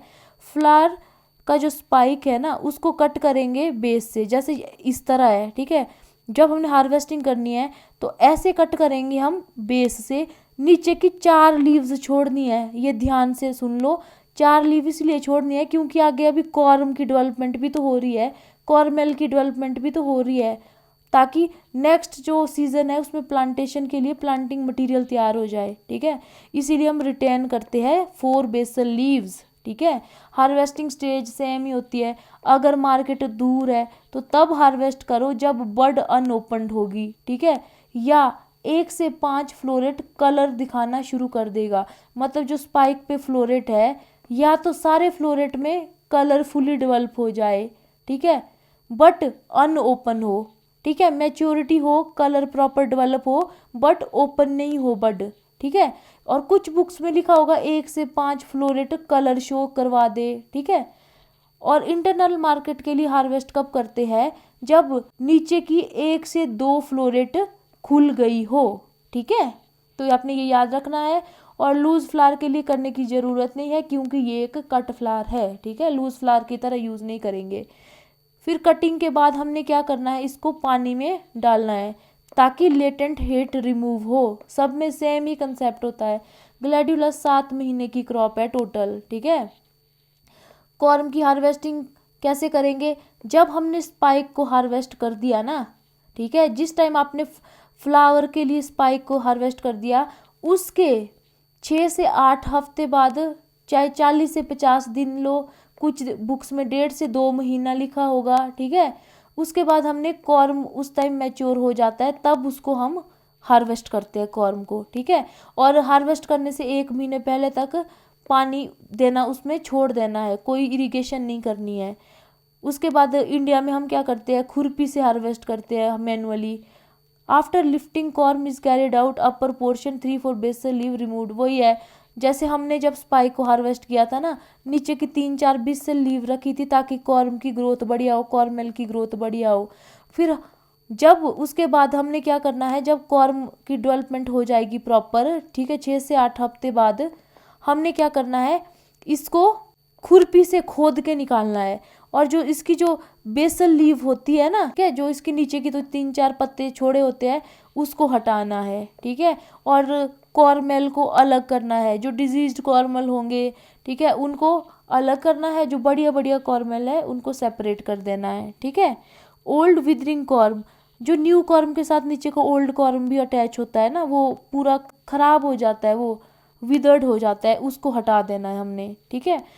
फिर कॉर्मेल को सेपरेट करो, ठीक है, कॉर्म को क्लीन करो, क्लीन करने के बाद कैप्टन में डिप करो। फिर मैंने आपको वो प्रोसेस पीछे बता दिया है, डिप करने के बाद क्यूरिंग करो, ठीक है, 15 दिन शेड ड्राई करो, क्यूरिंग बोलते हैं। उसके बाद उसको स्टोर करके रख लो 3 से 7 डिग्री टेम्परेचर पे 3-4 महीने के लिए, ताकि हम नेक्स्ट सीजन में इसको ग्रो करें। और नेक्स्ट सीजन में ग्रो करने से पहले हम क्या करेंगे, इसको डिप करेंगे, कैप्टन में डिप करो, चाहे मैंकोजिप या कार्बेंडाजिम में करो, वो ऑलरेडी मैंने आपको पीछे बता दिया है प्रोसेस, ठीक है। उसके बाद है स्टोरेज ऑफ कॉर्म, ये वही है कि लो टेम्परेचर पे 4 से 5 डिग्री के लिए। क्यों स्टोर करते हैं, एक तो डोरमेंसी ब्रेक होती है इतने टाइम में, ठीक है। उसके बाद क्या होता है, स्प्राउटिंग नहीं होती है कॉर्म में, ठीक है। नहीं तो प्याज में देखी ना आपने कैसे हो जाती है ऊपर को स्प्राउटिंग, तो कॉर्म में स्प्राउटिंग नहीं होती है। उसके बाद yield 2 lakh flower spike 1 hectare से मिलते हैं, ठीक है। उसके बाद वेस्ट लाइफ कितनी है, 5 से 10 दिन, और रोज में हमने 12 दिन पढ़ी थी, ठीक है। तो चार्ट बना के रखो, सबको कंपैरिजन करके लिखो तो ज़्यादा टाइम तक आपको याद रहेगा, ठीक है। क्वालिटी पैरामीटर क्या है ग्लैडियोलस कट फ्लावर के, कि बढ़िया कीपिंग क्वालिटी, मतलब लंबे टाइम तक उसकी वेस्ट लाइफ हो, स्टेम स्ट्रेट हो, फ्री फ्रॉम साइड शूट हो, ठीक है। साइड शूट नहीं होनी चाहिए, क्योंकि इसमें क्या होती है, सिंगल स्टेम होनी चाहिए, बट लीव्स बढ़िया होनी चाहिए। फिर जो फ्लोरेट है वो यूनिफॉर्म होने चाहिए, स्प्रेड, ऐसे नहीं एक फ्लोरेट यहाँ है एक यहाँ है, ठीक है। और इनकी जो फ्लोरेट का जो नंबर है वो यूनिफॉर्म होना चाहिए, ठीक है। अगर आप डिफरेंट डिफरेंट बंडल में ग्लैडियोलस को ले जा रहे हो ना बेचने के लिए, तो सेम फ्लोरेट होने चाहिए, सेम साइज के होने चाहिए, ठीक है। स्पेसिफाइड नंबर, ग्रेड मैंने बताया था ना कि किस ग्रेड में 16, किस में 14, तो स्पेसिफिक नंबर होने चाहिए, ठीक है। टर्जिडिटी होनी चाहिए उसमें, ठीक है। ऐसे विल्टिंग नहीं होनी चाहिए, कलर बढ़िया होने चाहिए, फ्रेश होने चाहिए, जो फॉलिएज होगी उसमें लगी हुई वो भी प्रॉपर लेंथ की होनी चाहिए, डैमेज नहीं होने चाहिए, फ्री फ्रॉम ब्लेमिशेस, ठीक है। उसके बाद बोला है about 2.5 centimetre long basal spike and cut shoot off, ठीक है। जब हम इसको लेते हैं ना हार्वेस्ट करने के बाद, नीचे का जो 2.5 सेंटीमीटर का पोर्शन है उसको काट देते हैं। उसके बाद उसको हम एसिडिक सोल्यूशन में रखेंगे, जिसका पीएच एसिडिक होगा 3 से 3.5, ठीक है, ताकि इसकी शेल्फ लाइफ इंक्रीज हो सके। पल्सिंग सोल्यूशन 20% सुक्रोज, देखो पल्सिंग नहीं होगा ये ना, प्रिजर्वेटिव सोल्यूशन होगा, क्योंकि जो पल्सिंग है उसमें मैंने बताया था ना 2 से 5% सुक्रोज होता है, ठीक है। इसमें भी पल्सिंग होती है, पल्सिंग में जो सुक्रोज होता है वो कम होता है, ठीक है। पहले प्री कूलिंग होती है, फिर पल्सिंग होती है, ठीक है। फिर प्रिजर्वेटिव का यूज़ जो करते हैं ना उसमें सुक्रोज ज़्यादा होता है, तो आपने इसमें कन्फ्यूज़ नहीं होना है, ठीक है। 20% सुक्रोज, ठीक है। और HQC 200 ppm हाइड्रोक्विनन क्लोराइड, कुछ क्या नाम है इसका वो मुझे कमेंट सेक्शन में बता देना, ठीक है। उसके बाद cut spike should stored for 2 week at 1 to 2, वो वही है कि 2 हफ्ते तक अगर हमने स्टोरेज करनी हो ना, स्पाइक की बात कर रही हूँ मैं, फ्लावर स्पाइक, ठीक है, तो हम 2 हफ्ते तक उसको स्टोर कर सकते हैं 1 से 2 डिग्री सेल्सियस पे, ठीक है। कॉर्म को कितने में स्टोर करते थे वो मुझे बताओ आप, ठीक है, ये इंपॉर्टेंट है। पूसा वैलेंटाइन किसकी वैरायटी है, पूसा मनमोहक, पूसा किरण, ठीक है, उन्नति और सृजन। अब ये डिसऑर्डर है इसके, एक तो फ्लोराइड इंजरी हो गई, ठीक है, इसको रोकने के लिए हम 5% लाइमिंग कर देते हैं। बर्न सिम्टम, ठीक है, जो पत्ते ऐसे लगते हैं जल गए हैं, ठीक है, ये क्यों होती है टॉक्सिसिटी, अगर आप हैवी एप्लीकेशन करेंगे SSP और रॉक फॉस्फेट के फर्टिलाइज़र की, क्योंकि जो ये फर्टिलाइज़र होते हैं ना इसमें हाइड्रोजन फ्लोराइड होता है, ठीक है, तो वहाँ से फ्लोरीन की वजह से क्या होता है, फ्लोराइड इंजरी हो जाती है। तो इसकी जो वैरायटी जो है ना स्नो प्रिंसेस, ये बहुत ही ज़्यादा ससेप्टिबल है, ठीक है। और फ्लोराइड टॉक्सिसिटी ये किसी बुक से लिखा है मैंने, इसको रिड्यूस करेंगे bye spraying liming and magnesium sulphate. अब मुझे ये बताओ अगर लोन एसिडिक होगा ना तो उसमें हम क्या अप्लाई करते हैं। फिर है नेगेटिव जियोट्रोपिज्म, ये इंपॉर्टेंट है। इसमें क्या होता है, due to uneven distribution of oxygen, ठीक है, and due to transport horizontally, ठीक है, जब हम हॉरिजेंटल वे में ट्रांसपोर्ट करते हैं, ठीक है, जो स्पाइक होती है तो उसकी ना इस तरह से कर्व हो जाती है वो अपवर्ड के लिए, ठीक है, वो स्ट्रेट नहीं रहती है, तो उसको बोलते हैं नेगेटिव जियोट्रोपिज्म। इसको रोकने के लिए हमें क्या होता है, हमेशा इस तरह से वर्टिकली रखना पड़ता है, तो वर्टिकली रख के ट्रांसपोर्ट करना पड़ता है हमें ग्लैडियोलस को, ठीक है। उसके बाद है ब्लाइंडनेस। ब्लाइंडनेस तो मैंने बोला है कि अगर लो टेम्परेचर हो, शॉर्ट डे हो, लो लाइट इंटेंसिटी हो, उस वजह से ब्लाइंड शूट बनती है, ठीक है, ब्लाइंड शूट बनती है, उसको बोलते हैं ब्लाइंडनेस। और ये सिचुएशन अगर 1 to 2 लीफ स्टेज में हो तब ये सिचुएशन आती है, ठीक है। फिर है टॉपल, ठीक है, कैल्शियम डेफिशिएंसी की वजह से जो स्पाइक होती है ना फ्लावर की वो इस तरह टॉपल हो जाती है। बड रॉट, बड सड़ जाती है कैल्शियम डेफिशिएंसी की वजह से। फ्लावर ब्लास्टिंग, ये भी लो लाइट इंटेंसिटी की वजह से होती है। फिर कुछ डिजीजेज है, ठीक है। फिर है डिजीज, ठीक है, तो अगर पेनिसिलियम ग्लैडियोली अफेक्ट कर जाए ना कॉर्म को तो उसमें ग्लैडियोलिक एसिड भी आ जाता है, जो कि ठीक नहीं होता है। फिर फ्यूजेरियम विल्ट है, वो मोस्ट इंपॉर्टेंट है। किस वजह से होती है? Fusarium oxysporum species gladioli. इसको आप कोर रॉट भी बोलते हैं। वेस्कुलर डिजीज होता है, सॉफ्ट रॉट, कॉलर रॉट, सब इसकी वजह से होता है। रेजिस्टेंट वैरायटी है धीरज और कुमकुम, ये आपने याद रखनी है, ठीक है, ये इंपॉर्टेंट है। उसके बाद कॉर्म रॉट कुछ जगह पे बोट्राइटिस की वजह से भी होता है, ठीक है। जो बोट्राइटिस है ये इंपॉर्टेंट है, ये याद रखना है, ठीक है। एस्टर येलो, ये MLO की वजह से होता है, ये माइकोप्लाज्मा होते हैं ये, ठीक है। ये जो माइक्रोप्लाज्मा होते हैं ये किसी ना किसी इंसेक्ट की वजह से स्प्रेड होते हैं। तो लीफ होपर है जो, जब वो अटैक करता है ना इसमें ग्लैडियोलस में, तो वो अपने साथ क्या होता है? MLO को ट्रांसमिट करता है, उससे एस्टर येलो हो जाता है, ठीक है। लीफ एंड फ्लावर ब्लाइट, ये है कर्वुलेरिया स्पीशीज, ठीक है। बल्ब माइट होती है राइजोग्लाइफस इकाइनोपस। तो आपके सिलेबस में प्लांट प्रोटेक्शन का भी है ना टॉपिक, तो प्लांट प्रोटेक्शन में डिजीज हो गए, इंसेक्ट पेस्ट हो गए, कुछ हद तक डिसऑर्डर, ये सब आपने याद रखने हैं। उसके बाद पेस्ट देख लो, एफिड है, थ्रिप्स है, ठीक है। अब मुझे एक बात बताओ, येलो स्टिकी ट्रैप किसकी प्रिवेंशन के लिए यूज़ करते हैं? कमेंट में मुझे बताना, ठीक है। फिर लीफ फ्लावर ब्लाइट तो मैंने आपको बताया हुआ है, ठीक है। लीफ रस्ट तो डिजीजेज है ये दोनों, ठीक है। पेस्ट तो थ्रिप्स हो गया, ठीक है, कट वॉर्म हो गया, ठीक है। अब ग्लैडियोलस ब्रीडिंग में तो मैंने आपको पहले ही बताया था, एन्यूप्लॉयड वैरायटी आपने याद रखनी है, अर्चना और अरुण, ठीक है। इसके क्रॉस भी याद कर लो। फिर ट्रिप्लॉयड ब्रीडिंग होती है, ठीक है। जितनी भी प्रोजेनी डेवलप की NBRI ने, वो क्या है? टेट्राप्लॉयड को डिप्लॉयड के साथ क्रॉस करके ट्रिप्लॉयड बनाए हैं, ठीक है। उसके बाद म्यूटेशन से वैरायटी इंपॉर्टेंट है, शोभा, शक्ति, पूसा सुवासिनी, वाइल्ड रोज की म्यूटेशन से बने हैं। वाइट फ्रेंडशिप, फ्रेंडशिप की म्यूटेशन से है, ठीक है। शुभांगिनी फिडेलियो से, ठीक है। फिर जो स्वर्णिमा है वो धनवंतरी से, ये म्यूटेशन वाली इंपॉर्टेंट है, ठीक है। उसके बाद ये देखो कुछ वैरायटी यहाँ पे है, जो याद रहे बार बार पढ़ो, जो याद रहे उसको याद रख लो। फिर American system of classification already मैंने आपको बता दिया है, ठीक है। फर्स्ट स्मोकी वैरायटी कौन सी है? प्रिंस ऑफ इंडिया, ठीक है। उसके बाद कुछ वन लाइनर है, ठीक है। ओरिजिन ग्लैडियोलस कहाँ है? अफ्रीका में, रख लो याद आप, ठीक है। ये हर जगह पे अलग अलग है, हर बुक में। फिर primulinus type gladiolus is best for cut flower, ये मैंने आपको पहले ही बता दिया है, कट फ्लावर के लिए बेस्ट है, क्योंकि more spike come out from the corm, क्योंकि ज़्यादा स्पाइक अराइज होते हैं वहाँ उसमें कॉर्म से। ऑप्टिमम डायमीटर कितना होता है कॉर्म का? 4 से 5 सेंटीमीटर। pH 5.5 से 6.5, ठीक है। अगर pH इससे ज़्यादा होगा तो जो कॉर्म है वो ग्रो नहीं करेंगे, ना ही जर्मिनेट होंगे, उसकी डोरमेंसी बनी रहेगी, ठीक है। फिर है जी ये कुछ क्वेश्चंस मैंने प्रैक्टिस किए थे कि which interculture operation following in gladiolus for keeping it upright. तो ग्लैडियोलस सीधा रहे तो हम क्या करते थे? पढ़ा था ना, हीलिंग इसीलिए करते थे हम, अर्थिंग अप इसीलिए करते थे हम, स्टेकिंग इसीलिए करते थे। तो स्टेकिंग हो गया, अर्थिंग अप हो गया, ठीक है। इसको हम इस टाइम करेंगे, ठीक है।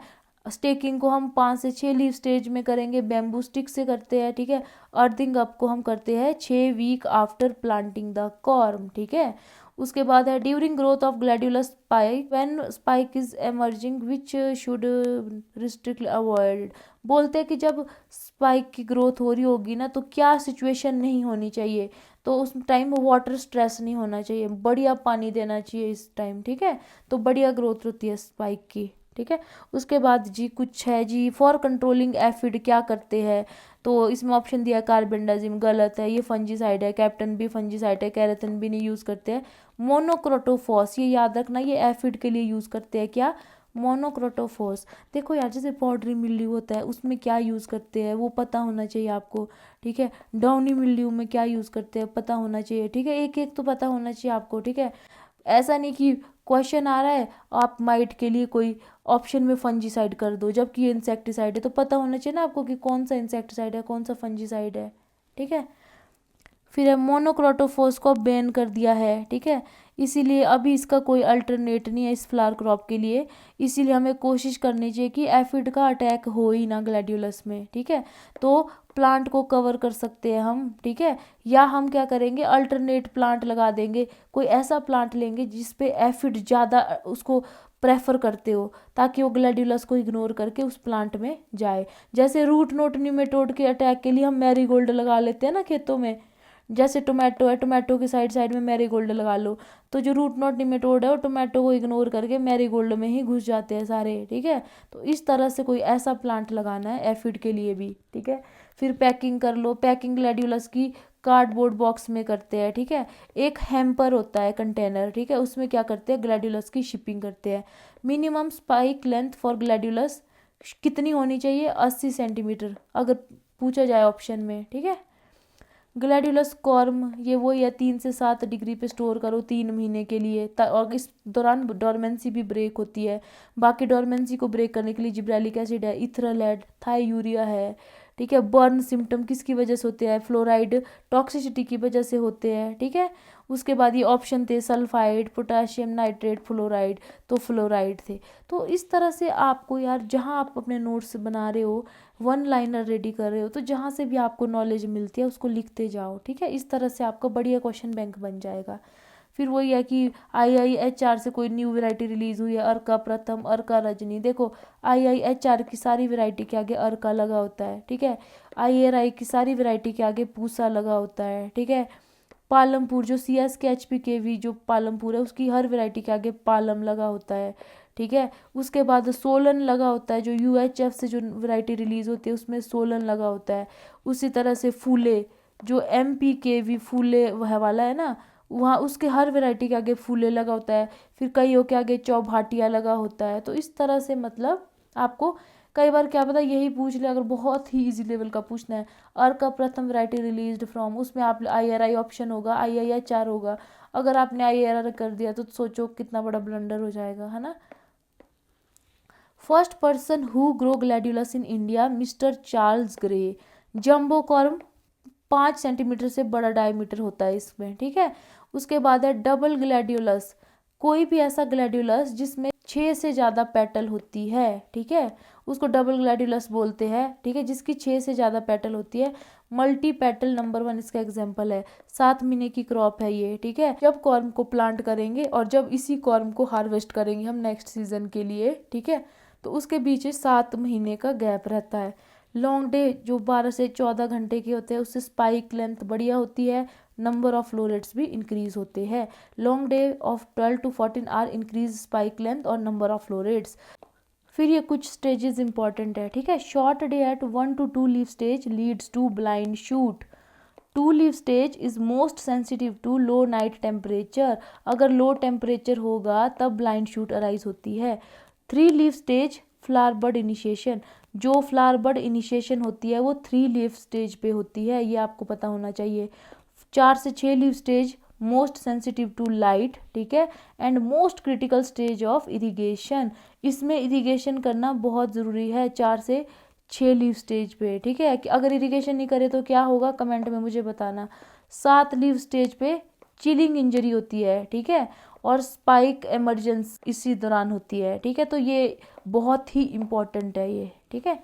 फिर flower bud initiation occur at 3rd leaf stage while spike emergence at 7 leaf stage, ये दिया था एक बुक में। Inflorescence initiation follow a definite number of leave of 8 to 10। Stigma become receptive on 3rd day of opening of flower, जब फूल खुलता है ना, ठीक है, तो एंथर पहले मैच्योर होता है और जो स्टिग्मा होता है ना फीमेल पार्ट, वो 3 दिन बाद ससेप्टिबल होता है, ठीक है। फ्लावर ऑफ ग्लैड्यूलस आर प्रोटोएंड्रस, उस वजह से क्रॉस पॉलिनेशन होती है, ठीक है। बेस्ट प्लांटिंग टाइम जुलाई से अगस्त।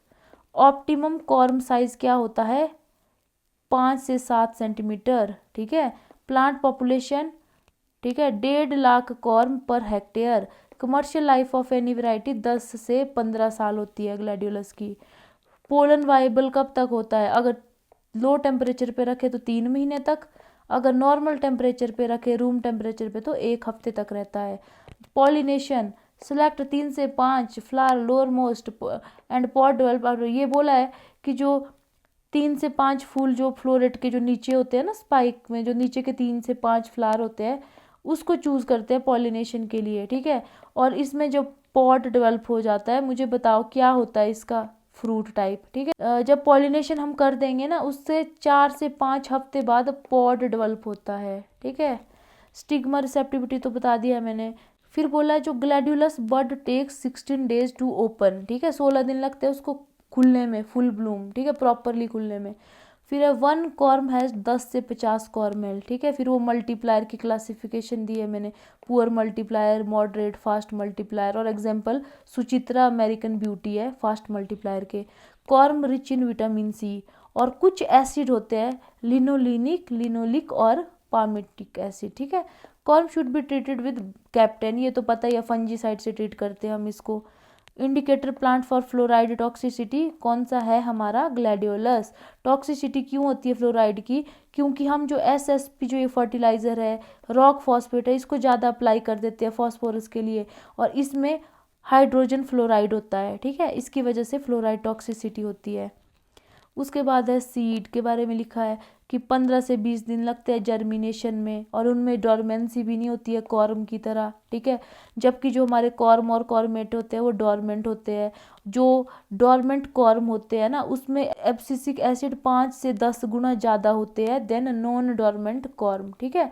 डोरमेंसी को ब्रेक करने के लिए जिब्रेलिक एसिड यूज़ करते हैं, या स्टोरेज कर लो 4-5 डिग्री सेल्सियस पे, या 3-7 डिग्री सेल्सियस भी दिया है कुछ बुक्स में, 3-4 महीनों के लिए। फिर ये केमिकल है इथिलीन क्लोरहाइड्रिन का यूज़ कर लो, ठीक है। ग्लैड्यूलस के सीड विंग्ड होते हैं, ठीक है। लो टेम्परेचर की वजह से फ्रॉस्ट इंजरी होती है ग्लैड्यूलस में, ठीक है। उसके बाद मुझे ये बताओ कौन सी लीव स्टेज ससेप्टिबल है लो नाइट टेम्परेचर के लिए। फिर है for cut spike storage temperature 1 से 2 डिग्री 2 हफ्ते के लिए। तो स्पाइक की जो स्टोरेज करनी है उसका टेम्परेचर अलग है, कॉर्म की स्टोरेज का टेम्परेचर अलग है, ठीक है। फिर है पॉलिनेशन। पॉलिनेशन के लिए वो बोला कि लोअर 4 से 5 फूल जो होते हैं उसको सिलेक्ट करते हैं पॉलिनेशन के लिए, ठीक है। और जब पॉलिनेशन हो जाती है उससे 4 से 5 हफ्तों बाद कैप्सूल और पॉड बन जाते हैं, ठीक है, और मैच्योरिटी लेवल अटेन कर लेते हैं। एक पॉड के अंदर, एक कैप्सूल के अंदर 40 से 60 सीड होते हैं। सीड कैसे होते हैं इसके, विंग्ड सीड होते हैं, ठीक है, विंग्ड सीड होते हैं। फिर वो आपकी जो ग्रेड है, ठीक है, वो है इसमें ऑलरेडी करा दिया है। पिगमेंट देख लो आप, एंथोसाइनिन वायलेट रेड कलर, ठीक है। येलो कलर का जो ग्लैडियोलस होगा, क्रीम कलर का होगा, वो एंथोजेंथिन की वजह से होगा। वायलेट कलर का ग्लैडियोलस मालवीडीन की वजह से होगा। ब्लू कलर का ग्लैडियोलस डेल्फिडिन की वजह से होगा। फिर हैम्पर मैंने आपको बता दिया है, ठीक है। In vitro propagation of gladiolus किसने शुरू की थी, जीवेटॉल 1970। इन विट्रो क्या होता है बताओ मुझे, टिश्यू कल्चर वगैरह, वो इन विट्रो टेक्निक है, ठीक है। फिर जो 4 ग्रुप्स दिए थे, जीनस को 4 ग्रुप में डिवाइड किया था, वो लिवाइस एटॉल ने। रोज की क्लासिफिकेशन किसने दी थी, रेडर ने, और ग्लैडियोलस की लिवाइस ने, ठीक है। फिर वही है, ये ग्रेड मैंने आपको बता दिया क्या क्या मीनिंग होता है, फर्स्ट डिजिट, सेकंड डिजिट और थर्ड डिजिट, ये सब आप नोट्स में देख लेना। फिर ये 1 लाइनर है, इसमें सब कुछ कवर हो जाएगा, ठीक है। तो ये आप खुद कर लेना, जो मैंने पढ़ाया है ना सब है इसमें, ठीक है, अपने नोट्स में मैंने सब है किया हुआ। जैसे ग्लैडियोलस लैटिन वर्ड है, स्वॉर्ड लाइक लीफ है, 4th रैंक है, लीडिंग कट फ्लावर है, ठीक है, सनी कंडीशन चाहिए, फ्लोराइड इंजरी होती है इसमें, ठीक है। फिर मॉडर्न डे ग्लैडियोलस 6 टाइप के होते हैं, ठीक है। प्रोपेगेशन कमर्शियल होती है कॉर्म से, ठीक है, और कमर्शियल लाइफ है 10 से 15 साल। बर्ड इनिशिएशन 3 लीफ स्टेज पे शुरू होती है। सबसे डिवास्टेटिंग डिजीज है इसमें कॉलर रॉट, फ्यूजेरियम विल्ट, ठीक है। फिर ब्रीडर इंपॉर्टेंट बजरंग बहादुर सिंह भंडारी हो गए। फिर वैरायटी भी आपने जो ये वैरायटी तो करनी ही है, ठीक है, ये म्यूटेंट कर लेने हैं, ठीक है। Peter Pears mid season variety है, बेस्ट फॉर एक्सपोर्ट, ठीक है। IIHR की वैरायटी गोल्ड नवनीत कुमकुम याद कर लो आप, ठीक है। नजराना किसका है, हाइब्रिड ब्लैक जैक और फ्रेंडशिप, ठीक है। उसके बाद वही है एक्सपोर्ट में, इंटरनेशनल मार्केट में white friendship, hunting song, Peter Pearson, Priscilla, Nova Lux हो गया, ठीक है। तो ये डिफरेंट डिफरेंट वैरायटीज़ है, कलर के बेस पे है, ठीक है। उसके बाद जो असेंस की बुक है उसमें भी सब कुछ कवर है ये ऑलरेडी, ठीक है। तो ये डिफरेंट डिफरेंट स्पीशीज़ है ग्लैडियोलस की, कार्डिनेलिस है, फ्लोरिबंडस है, प्रिमुलिनस है, ट्रिस्टिस है। तो ये याद रखना आपने, जो स्वीट सेंटेड ग्लैडियोलस होता है वो ट्रिस्टिस है, ठीक है। और सेंटेड वैरायटी और सेंटेड स्पीशीज मैंने आपको करवा दिया है। पैरेट ग्लैडियोलस किसको बोलते हैं? नेटेलेंसिस को, ठीक है। Waterfall gladiolus made of the mist बोलते हैं प्रिमुलिनस को, ठीक है। फिर वही है, ग्लैडियोलस इंडिया में पहली बार किसने ग्रो किया? ग्रे ने। फिर जंबो के बारे में, डबल ग्लैडियोलस क्या होता है, ठीक है।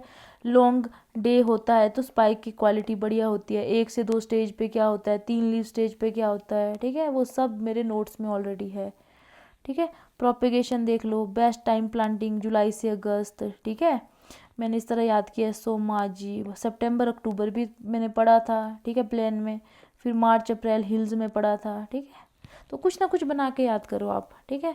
तो इस तरह से आप ये देख लेना, फर्स्ट स्मोक की variety Prince of India, fragrant variety lucky star, ठीक है। फर्स्ट हाइब्रिड याद कर लो, ठीक है। फ्लोरिन टॉक्सिसिटी किस में होती है, ठीक है। Corm rich in vitamin C, और 3 एसिड भी है इसमें, ठीक है। हीलिंग स्कोरिंग, ठीक है। फ्रोस्ट इंजरी होती है इसमें। क्लासिफिकेशन लिविस एटॉल ने दी है। फिर जो नॉर्थ अमेरिकन ग्लैडियोलस काउंसिल के जो सिस्टम ऑफ क्लासिफिकेशन है, उसमें जो डिजिट होते हैं 100, 200 से 500 तक, उसमें पहले डिजिट क्या इंडिकेट करती है, दूसरी क्या, तीसरी क्या इंडिकेट करती है, ठीक है। और जो नीचे की जो 4-5 जो फ्लोरेट होते हैं ना, उनको पॉलिनेशन के लिए यूज़ करते हैं, और पॉलिनेशन के 4-5 हफ्ते बाद आपके पॉड मैच्योर हो जाते हैं, ठीक है। विंग्ड सीड होते हैं इसके, ठीक है। मैक्सिमम 40 से 60 सीड होते हैं एक कैप्सूल के अंदर, ठीक है। ये आपको मैंने अच्छे से बता दिया है। कमर्शियल क्लासिफिकेशन, प्रिजर्वेटिव सोल्यूशन होता है, ठीक है। उसके बाद बोथ एंथोसाइनिडिन और एंथोजेंथिन प्रेजेंट होते हैं इसमें, जो कलर के लिए रिस्पॉन्सिबल होते हैं, ठीक है। तो कलर आपने कर लेना कौन कौन से पिगमेंट होते हैं। उसके बाद है फर्स्ट इन विट्रो जो प्रोपिगेशन है ग्लैडियोलस में, वो की थी जीवेटॉल ने 1970 में। तो आपका रोज़ कंप्लीट हो गया है, ठीक है। ग्लैडियोलस कंप्लीट हो गया है, ठीक है। तो आपको इसका रिवीजन करते रहना है, एमसीक्यू प्रैक्टिस करते रहनी है, ठीक है। इंपॉर्टेंट वैरायटी याद करनी है, ठीक है। ज़्यादा डीप में नहीं जाना है, ठीक है। जितना पढ़ो उतना आपको आना चाहिए। बेसिक आपको सबसे पहले स्ट्रॉन्ग करना है अपना, ताकि जो क्वेश्चन हर बच्चा करे वो आपके ना छूटे, ठीक है। तो इसके साथ ही मैं अपने लेक्चर को यहीं कंप्लीट करती हूँ। Thank you.